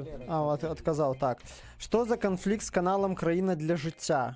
Я думаю, нам не трэба ўвогуле это каментаваць, шысці там з кімсьці канфлікт. Ён занадта дробны, і, можна сказаць, не канфлікт. Вось, занадта дробны і не канфлікт. І, тады, ў прынцыпе, ўсё. Было яшчэ пытанне... Вось і наступнае было яшчэ пытанне, што думаю насчёт праймерис. Это на пачатку было сказана. І Сцяпана пытаецца, што з Чудзенцовым. З Чудзенцовым зараз пакуль што нейкіх навінаў няма. З ім працуе адвакат, да яго прыходзіць час ад часу, маці наведвае гэтыя грошы, якія былі заахвяраваныя на адвакаты, яны яшчэ не выкарыстаныя. Там хтосьці, даволі шмат людзей думала, што гэта вялікія грошы. Насамрэч, гэта не такія ўжо і вялікія грошы, як на якаснага адваката. І адвакат пакуль працуе, ну і вядома, зараз робіцца ўсё дзеля таго, каб зрабіць гэтыя бліжэйшыя суды зачыненымі. Я ведаю, каго выклікаюць, я ведаю, хто выклікае, у нас ёсць прозвішчы. Гэта ўсё будзе як бы апублікаванае, на гэта прыйдзе час. І ўсе людзі, якія былі датычныя да гэтай справы, пачынаючы ад Шангарэя, які падкідваў уласна гэтую траву, праз тых людзей, якія стваралі фейкі, і вось гэтыя замоўныя артыкулы на нібыта незалежных парталах яны таксама сваё атрымаюць. Ну і вядома, мы працягваем сачыць за гэтай справай, пакуль нейкіх навінаў няма, але мы уважліва сочым і ведаем, што адбываецца. Калі будзе патрэба ў гэтым, мы вам распавядзем. Давайте крыху. Так, Валер, штосьці хацеў сказаць. Я хацеў вось у супольнасці Сцяпана на Ютубе пад анонсам гэтага стрыму таксама была прапанова ад Леонида К. Сделайте ролик, как китайцами заселяют страну, строят им целые города, многодетные по 10 лет ждут очереди. Ну, на контролика это до Степана, а я только скажу, я пригадаю вам один момент, калі пайшла гаворка про тое, што вось будуецца вялікі камень, вось гэты парк высокіх тэхналогій, там гаворка вялася про тое, каб завесці 650 тысяч китайцаў. І тады прыкладна ў тыя самыя часы Мясніковіча штосьці спыталі наконт таго, што ў беларусаў няма працы і так далей, яны з'язджаюць, ён тады адмахнуўся. Он сказаў, хай з'язджаюць, мы туркменаў, таджикаў прывезем, і яны будуць працаваць. Это господарство. И вот от Леонида К. Вот на конт многодетных, которые по 10 лет в очереди стоят. И вот этой фразы, это яшчэ одно сведчанне таго, як улады цяперашнія ў Беларусі ставяцца да нас з вами, да грамадзянаў Беларусі. Мы для іх ніхто. І ім прасцей завесці штрых-брейкераў, завесці іншых, бяднейшых, которые будуць працаваць, а наши хай з'язджаюць, затое не будуць ім чыніць праблемы. І таму спадарства трэба разумець, Беларусь, ось Лукашенко, ягоная світа, яны бачаць без нас з вами, без тых, хто бачыць Беларусь без іх. І тут, ну, сапраўды такі выбар. Альбо Беларусь без нас, альбо без іх. Мне здаецца, што адзіны адэкватны выбар — гэта Беларусь без іх. І таму трэба рабіць усё, каб іх не было. Яшчэ вось наконт таго, што гарады будуюць для кітайцаў, там вось планы былі 650 тысяч завесці. Вось так і з'яўляецца побытавая ксенафобія, побытавы расізм і нянавісць у грамадстве. І вінаватыя ў гэтым якраз улады, таму што яны сутыкаюць мясцовае насельніцтва з вялікай масай тых, хто прыехаў. І гэтая ксенафобія, она з'яўляецца з незадаволенасці мясцовага насельніцтва, якое, на жаль, скіроўваецца не да ўладаў, якія ствараюць такія несправядлівыя умовы, крыўдзяць мясцовых грамадзянаў. Она звяртаецца на тых, хто безабаронны і хто не можа абараніць сябе, якраз вось на гэтых таджыкаў, туркменаў. Вось так з'яўляецца спадарства ксенафобія. І у ёй ёсць канкрэтна вінаваты. Гэта улады, якія дапускаюць беззаконне, калі прывозяць шмат людзей, штрых-брейкераў, калі крыўдзяць мясцовых, калі ствараюць няроўнасць, калі сутыкаюць лобам вялікія супольнасці, гэта мясцовых і прыезжых, калі ёсць вялікая там культурная, напрыклад, розніца. І вельмі важна, калі ўсё-такі такое здараецца, не пераключаць сваю агрэсію і злосць на тых, хто прыехаў у пошуках лепшага жыцця. Кожны з нас можа апынуцца ў падобнай сітуацыі. Сотні тысяч, калі мільёны беларусаў выязджаюць за мяжу, і яны па сутнасці такія, што таджыкі альбо туркмены ў іншых краінах, разумееце? і кожны з нас таксама не застрахаваны ад падобнага лёсу. Тут вельмі важна зразумець, вінаватыя ў падобных сітуацыях якраз улады. Вось, і каб такога не здарылася, трэба ўлады змяняць. Дзякуй. Дзякуй вялікі, Валер. Ці Мікола хочаш штосьці дадаць? Не, дадаць няма чаго, магу толькі сказаць, што падтрымую. Дзякуй вялікі. А у нас давайте крыху дадамо пазітыву у сённяшні стрым, бо ён такі ўжо становіцца даволі сумны пад канец. Я прапаную паглядзець, што выскоквае, калі ўбіць у Google анекдоты пра беларусаў і Беларусь. Рубрика «Анекдот». Итак, калі вы у Google воб'еце анекдоты пра беларусаў і Беларусь, то першым жа анекдотам на першай жа старонцы будзе наступны. Ученые доказали, что картошка в земле не просто растет, а еще и немножечко ползет в сторону Беларуси. Ну, бачите, стереотипные анекдоты довольно про бульбу. Что скажете, Валер, эксперт? Про беларусаў кажуць, што мы там першы ў свеце, таму і вось гэты ёсць шаблон, хаця насамрэч я калісьці сустракаў статыстыку, мы на 20 нейкім месцы па спажыванні бульбы. А самае смешнае гаспадарства, калі мы заходзім з вами ў крамы у Беларусі і бачым там бульбу, напрыклад, з Егіпту. Беларускай бульбы не знайсці, а вось ёсць прывазная, то ну, якія з нас вось бульбашы шаблонныя, як нас называюць, ну, далёка мы не на першым месцы насамрэч, таму ну. Так. Я толькі адно магу сказаць, анекдот стопудова прыдумалі рускія. Чаму ты так думаешь? Ну, тому что такой стереотип, хто яшчэ такое можа выдумаць. А вось хто можа выдумаць анекдот пра дармаедства, толькі беларус. В Беларуси есть статья за тунеядство. Понимаете, почему в Беларуси нет топовых блогеров?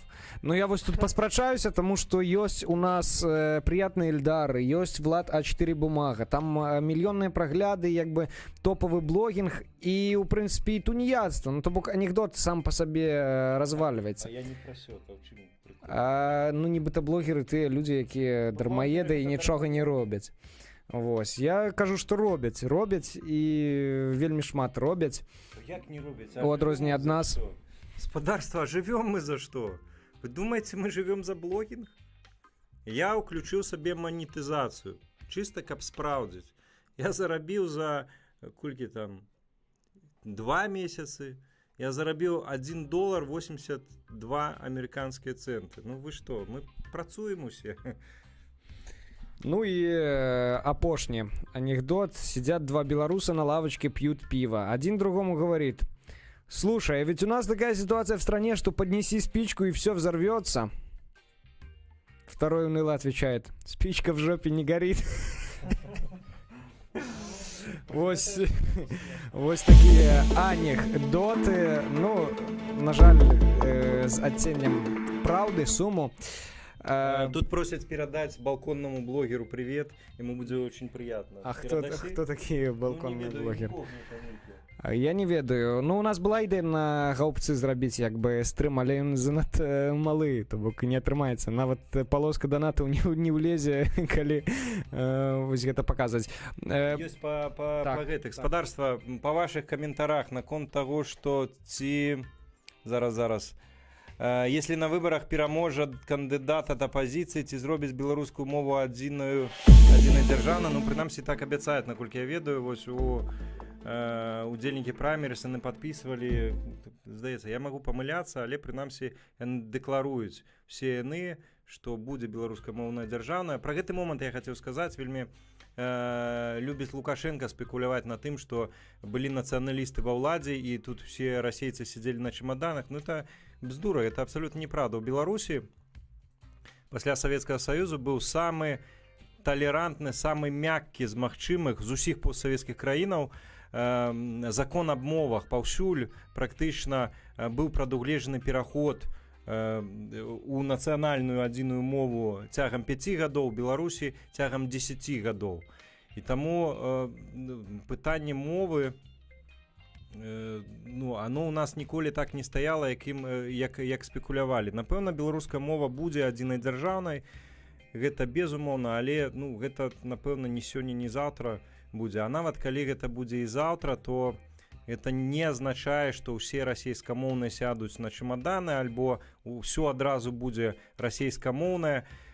Мне здаецца, што папросту возьмуць на ўзбраенне вось гэты абсалютна адэкватны закон аб мовах, які быў створаны тады, калі Беларусь яшчэ выйшла з Савецкага Саюзу, і ўсё будзе абсалютна паступова, нармальна, і ніхто нікога там асабліва прымушаць альбо гвалціць не будзе.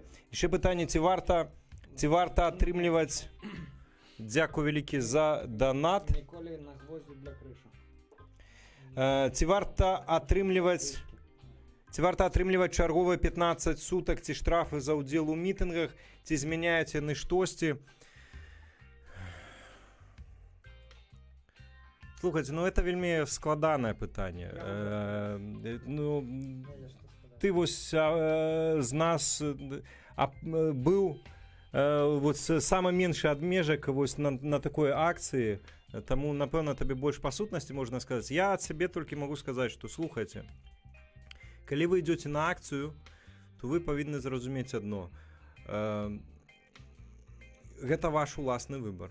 Гэта першае. І трэба ісці не за Северынца, не за Статкевіча, кагосьці яшчэ, а ісці, таму што гэта ваш выбар. Напрыклад, бараніць незалежнасць. І калі вы лічыце, што гэта можа быць такім коштам, то вы можете абсалютна спакойна ісці. Акрамя вось гэтых уласных выбараў, пра гэта варта кожнаму самому паразважаць, ёсць такая рэч, як салідарнасць, і яна ў Беларусі прысутнічае.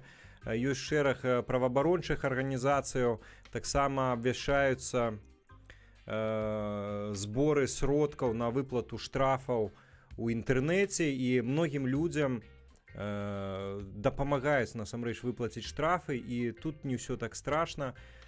Ось, таму і такая магчымасць ёсць, але перш за ўсё трэба ўсведамляць, што гэта ваш уласны выбар, і тады вы будзеце самым каштоўным удзельнікам падобнай акцыі. Наконт таго, што насамрэч аштрафавалі, там ідзе. Хочу сказать, ну, па-перше, да, долучыцца до такого, што трэба ўсведамляць гэта як свядомы выбар, і трэба, пытанне было, ці змяняюць яны штосьці. Я вам скажу так, большасць мітынгаў глобальна у плане сітуацыі ў краіне, канешне, нічога не змяняюць. І калі вы ідзеце на мітынг, не трэба ісці і чакаць, што вось зараз мы адмітынгуем і праблема вырашыцца, альбо зараз адмітынгуем і рэжым падзе. Гэтага не будзе. І большасць мітынгаў, яны якраз такі вашу ці грамадскую праблему не вырашаць. Аднак хадзіць па магчымасці, калі у вас ёсць дастаткова рэсурса, сіл, смеласці, хадзіць трэба. Чаму? Па двух прычынах. Першае, вы умацоўваеце самога сябе ці самую сябе. То бок гэта вы там самым пракачваеце сваю асабістую смеласць. Таму што калі вы не ідзеце туды, таму што вы баіцеся, што вас пасадзяць, дадуць штраф, ну, віншую, значыць, з сённяшняга дня Лукашенко кіруе вашымі паводзінамі. Сілавыя структуры кіруюць вашымі паводзінамі. А яны вызначаюць тое, куды вы ходзіце, а куды не ходзіце. Калі вам гэта ок, ну тады не хадзіце нікуды. Калі вам гэта не ок, канешне, трэба свой страх перамагаць і хадзіць і рабіць кудысьці. Гэта, я лічу, гэта важны вельмі момант. Другое, ходзячы кудысьці, вы падаеце, што самае галоўнае, як па мне, ну, не самае, адно з самых галоўных, прыклад іншым людзям. То бок вы паказваеце, як трэба рабіць. Можна вельмі доўга прапагандаваць, хадзіць, расказваць, як трэба змагацца з рэжымам, але ўсё гэта пустое, калі ты сам гэтага не робіш. Таму, сумуючы, дзеля падачы прыкладу актыўнасці і небаязлівасці іншым людзям хадзіць трэба. І дзеля таго, каб пракачаць сваю уласную смеласць, навучыцца не баяцца рэпрэсій, не баяцца штрафу і сутак, таксама хадзіць трэба. Але пры ўсім пры гэтым памятайце, што гэта мусіць быць ваш асабісты выбар, і, як правіла, ваш выхад на плошчу нічога глобальна і часам нават лакальна не зменіць. Такая рэчаіснасць. Таму хадзіце для сябе. Не ўскладайце занадта шмат надзеяў на вось гэты вось выхад. Такая моя пазіцыя. Дзякуй, Мікола. Ну, у нас не так шмат часу уже застаецца. 19:45 па польскім, а 21:45 мы павінны скончыць. Давайте спачатку загадку, а потым пытанне. Рубрика называецца «Штосьці». Вось так яна выглядае, «Штосьці». І мы вам паказваем штосьці. Вось гэтае штосьці. Вы ў каментарах здагадваецеся, што гэта можа быць, што гэта не можа быць, а пакуль Валер у гэты час важнае пытанне задаць. Пытанне ад Михала Янчука. Хлопцы, а партыю блогераў будзеце рабіць, калі чарговы калектыўны стрым? Тут два пытанні насамрэч. Першае, асабіста я не буду. Мікола кажа, што ён займаецца палітыкай. Я вам скажу, як толькі ў Беларусі ўсё будзе добра, я з вялікай радасцю далучуся да тых, хто абсалютна не цікавіцца палітычным жыццём у краіне. Буду пісаць кніжкі, падарожнічаць, і вы мяне ў палітычным полі не пабачыце. Магчыма, это не найлепшы прыклад, але абсалютна шчыры. Я палітыкай не буду займацца дакладна, але у маім разуменні палітыкі, бо мне здаецца, акрамя палітыкі ёсць вельмі шмат рэчаў, якія таксама могуць змяняць сітуацыю ў Беларусі. І заўсёды я, калі тлумачу падобную пазіцыю сваю, я прыводжу прыклад Уладзіміра Караткевіча. Гэта быў геніяльны чалавек, творы якога перажылі ягоныя пакаленні, і яны натхняюць цэлыя пакаленні, адное за адным адкрываюць і робяць беларусаў беларусамі, і гэта папросту штосьці неверагоднае. Для мяне асабіста гэта вось такія арыенціры. Это адна з маіх мараў. Напісаць штосьці вартае, кнігу напісаць, якая бы натхняла таксама кагосьці на тое, каб быць добрым чалавекам, каб любіць Беларусь таксама. Таму, калі сітуацыя зменіцца, вось я пачну пісаць кніжкі, а напэўна Мікола будзе ствараць партыю і ачольваць яе. А мне што рабіць? А ты будзеш весці стрымы, потому что там другое пытанне было, калі калектыўны стрым, вось ты будзеш весці стрымы. Дзякуй. А ты про нашу партию будешь видосы сдымать, и они будут забирать 3 миллиона проглядов. Я что хочу сказать, что партия по змоўчанню это институт змагання за уладу. То бок у партию вступают и их робяць з мэтай захапіць дзяржаўную уладу. То бок пачаць кіраваць іншымі людзьмі. А наколькі я ведаю, наколькі я могу судзіць, пераважная большасць блогераў не ставяць сваёй мэтай адчоліць дзяржаву і пачаць кіраваць іншымі людзьмі. Але ж калі ўспрымаць зноў жа гэта як удзел у палітыцы, то мы без партыі нармальна арганізуемся. Вось мы там разам сабраліся, пастрыміліся, я там супрацоўнічаю з рудабельскай паказухай, хтосьці яшчэ з кімсьці. Карацей, навошта нам для гэтага іерархічная нейкая структура. Зараз перадаю слово Степану. Спадарства, ну што, рубрика «Штосьці» працягваецца. Давайте зірнем, ці былі правільныя варыянты, ці якія ўвогуле варыянты былі. Смоўж, коронавірус. Чакайце, дзе ж гэта ўсё? Смоўж, коронавірус. Амаль коронавірус. Рука Лукі, пан Ілья. Пан Ілья перамагае, гэта сапраўды была рука Лукі. Вось, есть рука Кремля, есть рука рукі. Вось. Сапраўды жестачайшая такая лапа, але, на жаль, нічога для Беларусі добрага. Ён дранікі гэтай рукой. Так, усе бачылі гэтае відэа, што як правільна смажыць дранік. Вельмі мала часу застаецца. Мы працягваем гуляць у нашу гульню незалежныя. Давайте нават дзве навіны адразу зараз зачытаем, хто, дзе, што, калі. Кацярына Клімова у спакуслівым вобразе параўнала сябе з культавай гераіняй. Нюша і Лапырёва паспрачаліся аб даўжыні ног. Хто гэтыя людзі? Як думаеце, з якога выдання гэтыя навіны? Хіба што Белта ўсё-такі. Калі там найперш расейскамоўных пхаюць, у нашы нівы ўсё-такі больш з'яўляецца беларускіх дзеячаў культуры. Калі гэта дзеячы культуры, то гэта Белта.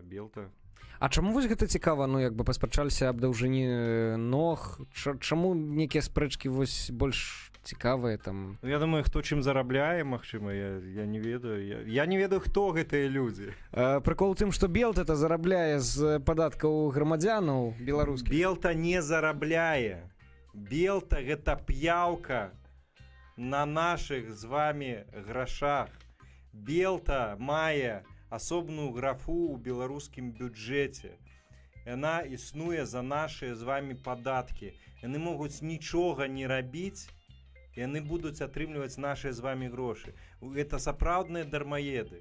Гаспадарства яны не зарабляюць ніяк. І пагатоў, калі яны фінансуюцца з дзяржаўнага бюджэту, то атрымліваецца, што яны таксама частка дзяржаўнага апарату, то бок яны павінны нас з вами абслугоўваць. Вось тая скандальная справа супраць Тутбаю, супраць Белапану, супраць іншых медыяў, якія паводле Белты кралі ў іх інфармацыю, карысталіся паролямі і так далей. Гаспадарства. Гэта ўсё за нашы з вами падаткі. Таму Белта не мела ніякай рацыі, не мела права маральнага ніякага выстаўляць нейкія прэтэнзіі. Нічога она не зарабляе. Вось сядзяць пра нейкіх як Лапырёва, пра Лапырёвых і доўгія ногі за нашыя з вами грошы, вот яны публікуюць. Ну не ўсё так блага, калі параўнаць, напрыклад, з незалежнымі выданнямі, таму што вось навіна з рускай версіі мультфільма Pixar наперад выразалі згадванне цыклопа лесбіянкі. А гэта наша ніва, я гэта памятаю. Вот наконт лесбіянак і шмаравідлаў, тут, мне здаецца, наша ніва дае фору Белцы і ўсім астатнім. Цікава, чаму іх так вось турбуюць менавіта вось такія падобныя тэмы, таму што нават з майго інтэрв'ю вось выбралі менавіта тую, што ў Чудзянцова нібыта былі жарты на вось гэтую якую там тэму сексуальную, ну штосьці такое. У каго што баліт, мне здаецца. Ну, я думаю, гэта навіна не Белта, я так метадам выключэння, таму што Белта увогуле баіцца прыгадваць пра лесбіянак, там геяў... Да, там лесбіянак просто у іх няма, такой не існуе такой катэгорыі у гэтым самым, у грамадстве, а наша ніва наадварот на гэтай тэме хайпіцца. То бок тут две такія скрайнасці. Адні робяць выгляд, што ЛГБТ не існуе, другія кажуць наадварот, што ўсе геі акрамя іх. Ось. І дарэчы, так, карыстаючыся тым, што мне далі мікрафон, сябры, націсніце лайк. Чаму так мала лайкаў у нашага відоса? Калі ласка, возьміце... Паставіць па лайку, то ўжо будзе 60. Так, і болей народу пабачыць гэта, пападзе там нейкія рэкамендацыі і так далей. Не ляніцеся, лупаніце. Ну і апошняя навіна ўжо з зорачкай, то бок складана будзе высветліць, хто гэта апублікаваў. Маці падарыла дачцэ труса, а ён вырас да гіганцкіх памераў. Відэа. О боже, калі відэа, то гэта наша ніва. Гэта, мне здаецца, вот стопудова. Яны пішуць відэа і змяшаюць. Калі б не было, я б паверыў, што гэта Белта. Вось па слову відэа спаліліся. А вось і не, Белта. Гэта Белта, гаспадарства. Не так проста разабрацца, дзе залежныя, дзе незалежныя выданні, дзе аб'ектыўныя, дзе неаб'ектыўныя ўсе. Усе публікуюць тое, што цікава. Я не ведаю проста, каму гэта цікава, як бы, ну можа, дзецям нейкім паглядзець, вось як з гэтым трусам, што было гіганцкія памеры. Валер, можа, пару словаў, і будзем, ужо 10 хвілінак у нас застаецца, наперадзе адзін невялічкі музычны сюрпрыз, зараз чатик, і Валеру слова, калі ласка. З чату, ну вось якраз давайте маю рацыю. Як думаеце, за колькі часу пасля лукашэнкаўская Беларусь зможа пабудаваць і развіць культурную сферу ў краіне? Ну, мне здаецца, што вельмі хутка. Калі б Беларусь жыла звычайным жыццём, то можна было б сказаць, што вельмі доўга на гэта патрэбныя грошы, велізарныя ўліванні і падтрыманне дзяржаўнае. Але Беларусь, якая існуе не толькі ва ўмовах дыктатуры, але і ва ўмовах антынацыянальнай дзяржавы, Беларусь падтрымлівае сваю культуру на ўзроўні энтузіястаў і ў добрым сэнсе гэтага слова фанатаў сваёй справы. І вось гэтыя людзі, яны здольныя здзяйсняць цуды папросту. І калі мы на сённяшні дзень пры ўсёй антыбеларускасці цяперашніх уладаў маем цудоўную культуру, унікальную абсалютна, то уявіце сабе, як толькі мы зносім гэты рэжым, все папросту як бэз расцвітае літаральна ў момант. Дзякуй. Так, Мікола. Так, коранценька, у мяне адказ на гэтае пытанне такі. Гэта залежыць будзе ад таго, ці будзе палітычная воля. З наяўнасцю выразнай палітычнай волі на гэта 5-7 год, і мы маем беларускую Беларусь цалкам. Без яе наяўнасці, калі дзяржава будзе проста выконваць толькі тое, што ад яе прапануе грамадзянская супольнасць, і не замінаць энтузіастам, і больш нічога не будзе рабіць, 15-20 год. Вось, а пры наяўнасці палітычнай волі нават 5 год хопіць. Беларусь маленькая краіна, ніякіх геапалітычных расколаў, як у... ну, давай не будзем спрачацца, маленькая, ну... Не. Карацей, калі у нас няма такіх геапалітычных расколаў, як у Украіны і у іншых краінах, і таму гэта можна будзе правярнуць вельмі хутка. Ну і да таго ж беларусы ўсё ж такі даволі такі дысцыплінаваныя. Многім гэта наш 10 плюс і 10 мінус, да? Многім дастаткова будзе просто загадаць, і яны будуць гэта рабіць. Вось такія мае ацэнкі. Дзякуй, Мікола. А тут нечаканчык спадарства, бачым, ужо з'явілася гітара пасля невялікага перапыначку тэхнічнай паўзы. Будзе вам сюрпрыз падвойны музычны. Калі ласка, Валер, табе слова. Зараз Сцёпа зажжот разам з намі. Ці вы гатовыя? Напішыце пакуль у каментарах, а пакуль невялічкі тэхнічны перапынак, літаральна хвілінка. О, давай пакуль у ця хвілінка.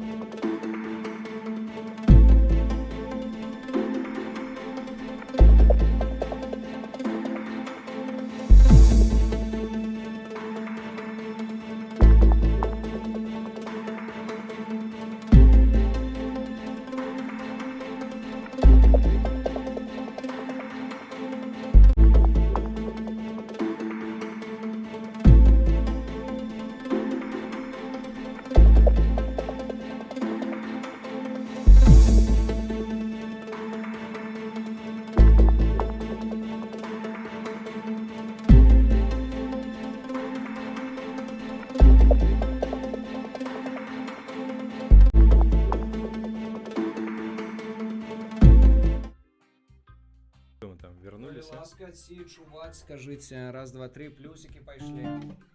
Ну, спадарства, невялічкі музычны сюрпрайз. Вось тут крыніца.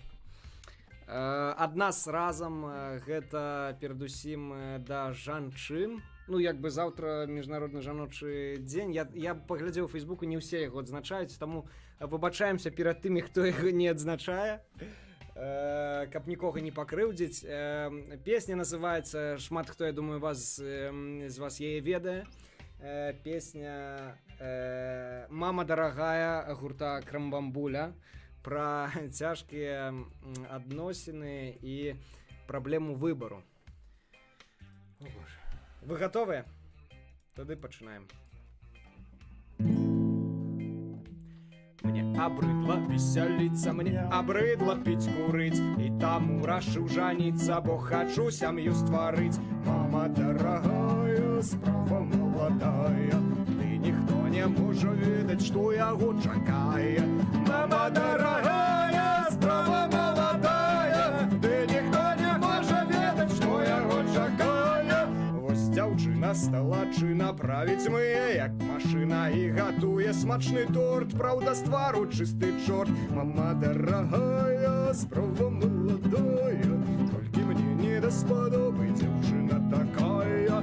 Мама дарагая, справа маладая, толькі мне не даспадобы дзяўчына такая. Вось дзяўчына з рага адчува прыгажосці цераз край. Толькі скажа пару словаў, хоць ты уши заціскай. Мама дорогая, справа молодая, ты ніхто не тато, вы дзяўчына такая. Мама дорогая, справа молодая, толькі мне не даспадобы, дзяўчына такая. Прыгажуня з Магілева, вусны як чырвоны мак, толькі ўсё глядзіць налева, ну а гэта кепскі знак. Мама дорогая, справа молодая, толькі мне не даспадобы, дзяўчына такая. Мама дорогая, справа молодая, толькі мне не даспадобы, дзяўчына такая. Стефані, ты яны раі, тут нявестаў цэлы лес. Выбіраю, выбіраю, мне цікавы сам працэс. Мама дорогая, справа молодая, усе хлопцы жонак маюць, а я выбіраю. Мама дорогая, справа молодая, усе хлопцы жонак маюць, а я пачакаю. Мама дорогая, справа молодая, усе хлопцы жонак маюць, а я пачакаю. Это была песня про выборы, это была реинкарнация трэш-гурту Нехта. Конечно же, это был не Михалок, а Крамбамбуля. Наўрад ці бы у Стёпы поднялась рука сыграць песню Михалка. Паспрачаюся толькі наконт аднаго моманту. Трэш гурт, сам ты трэш гурт. А што гэта было? Ты трэшу нагнаў. Спадарства, дзякую вам вялікі, вельмі горача сталася пад канец. Мы ўжо падыходзім да завяршэння, літаральна пару хвіліначку у нас засталося. Усё, што мы планавалі, мы зрабілі. Валер адзінае хацеў сваю песню зграць, ці ён будзе, ці у цябе выбар, ці зграць песню, ці распавесці верш Славаміра Адамовича «Забі на прэзідэнта і жыві». А у Адамовича был верш «Заби президента», а «Заби на президента» это был мой верш, это розно. Ласка, Валер. Мой улюбёны верш з творчасці «Дарога», «Дорога», так называется Валеры творчы псевдонім. Гэта верш «Забі на прэзідэнта і жыві». Вельмі душэўна, калі ласка, Валер. Давно не читал этот верш, тому я тут подглядывать буду, в какую камеру, в эту. Верш называется «Заби на президента», конечно, написаны на верш Славамира, по мотивах, поводле мотивов вершу Славамира Адамовича «Заби президента» написаны был у Катманду, Непале. Два слова перед историей, вертались тады з джунгляў, и ехали в автобусе, и вся краіна абсолютно стояла. Рэч у тым, что мааісты, якія там дагэтуль з'яўляюцца сур'ёзнай палітычнай сілай, узброенай палітычнай сілай, яны абвесцілі нацыянальны страйк, і абсолютно увесь Непал на момант стаў. І, в прынцыпе, гэта цікавы прыклад вось наконт таго, што вось Лука, ён такі вось магутны і так далей.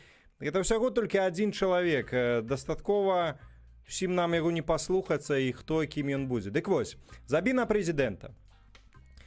Забі на прэзідэнта і жыві. Нібы яго і не было ніколі. Нібы не з плоці ён і не з крыві.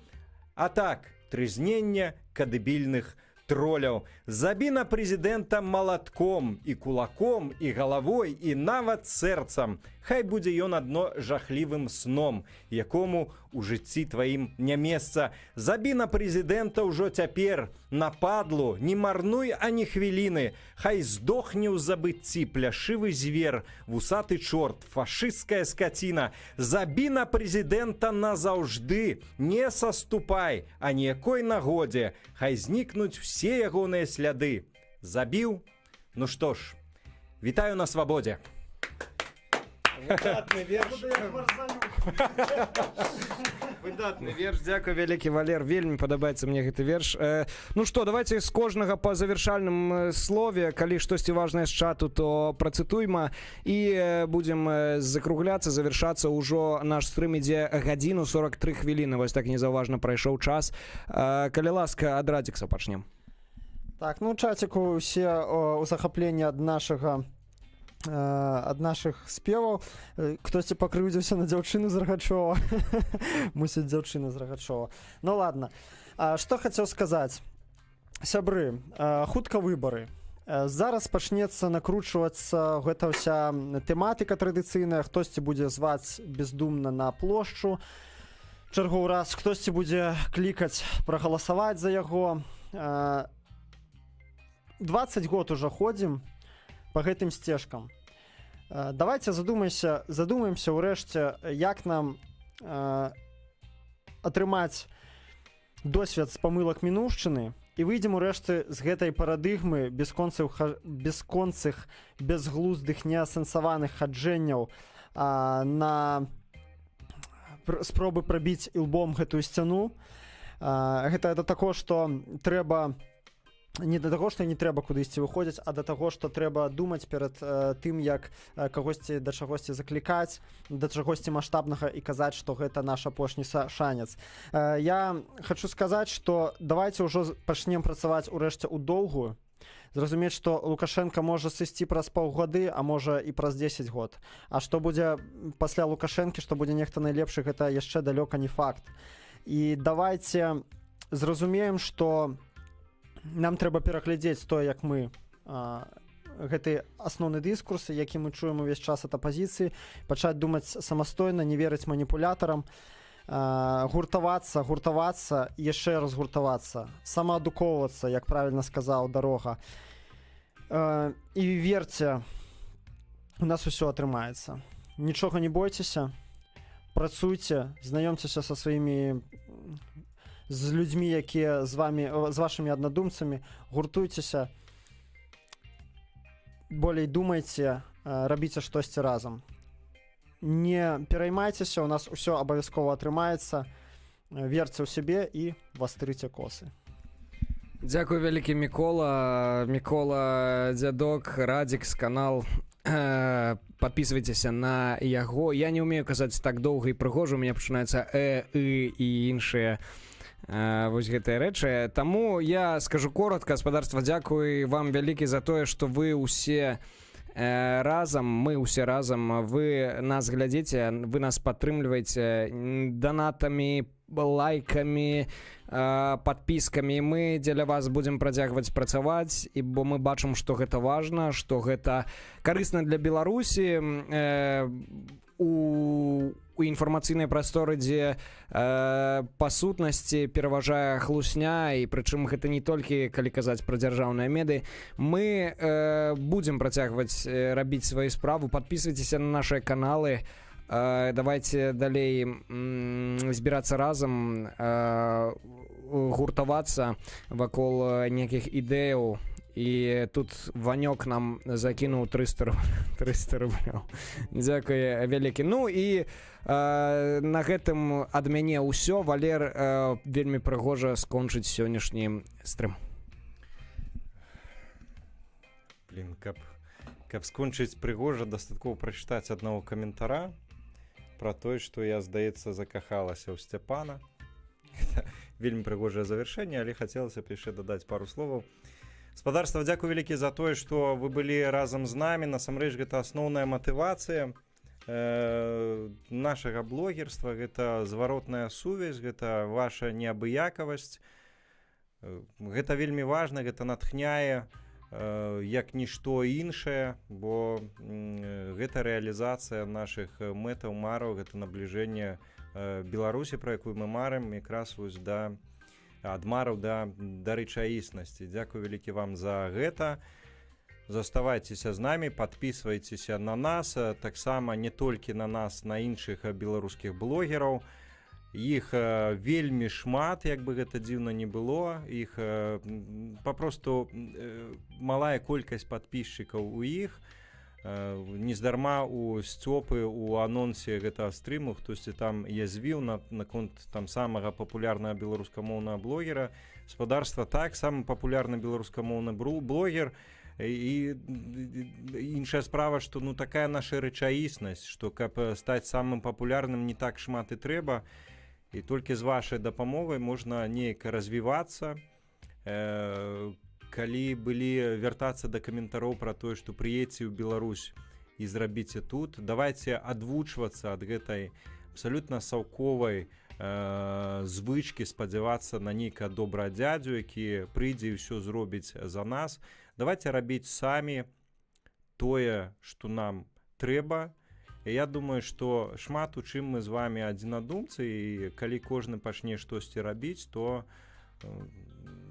гэта будзе на карысць усім, не толькі кожнаму з нас асабіста, і гэтак мы і збудуем урэшце нашу Беларусь. На гэтым усё. На ўсе каментары не здолелі мы адказаць. Можа пазней ужо, калі чат з'явіцца ў запісы, там магчыма дадамо нейкія каментары. Калі з'явіцца наступны чат, невядома, Мікола дзеля гэта, да прыкладу, увогуле з іншага гораду кожны раз прыязджае. І гэта выключна пытанне арганізацыйнае. Ва ўсім астатнім нам прыемна сабрацца і паразмаўляць і пакантактаваць з вами. Так што я спадзяюся, гэта будзе неўзабаве. На гэтым всё. Яшчэ раз дзякуй. Канешне ж, жыве вольная, незалежная Беларусь нашых з вами мараў. Дзякуй. Дзякуй вялікі. Все, гаспадарства, да пабачэння. Трымаемся разам і узаемна падпісваемся на канал.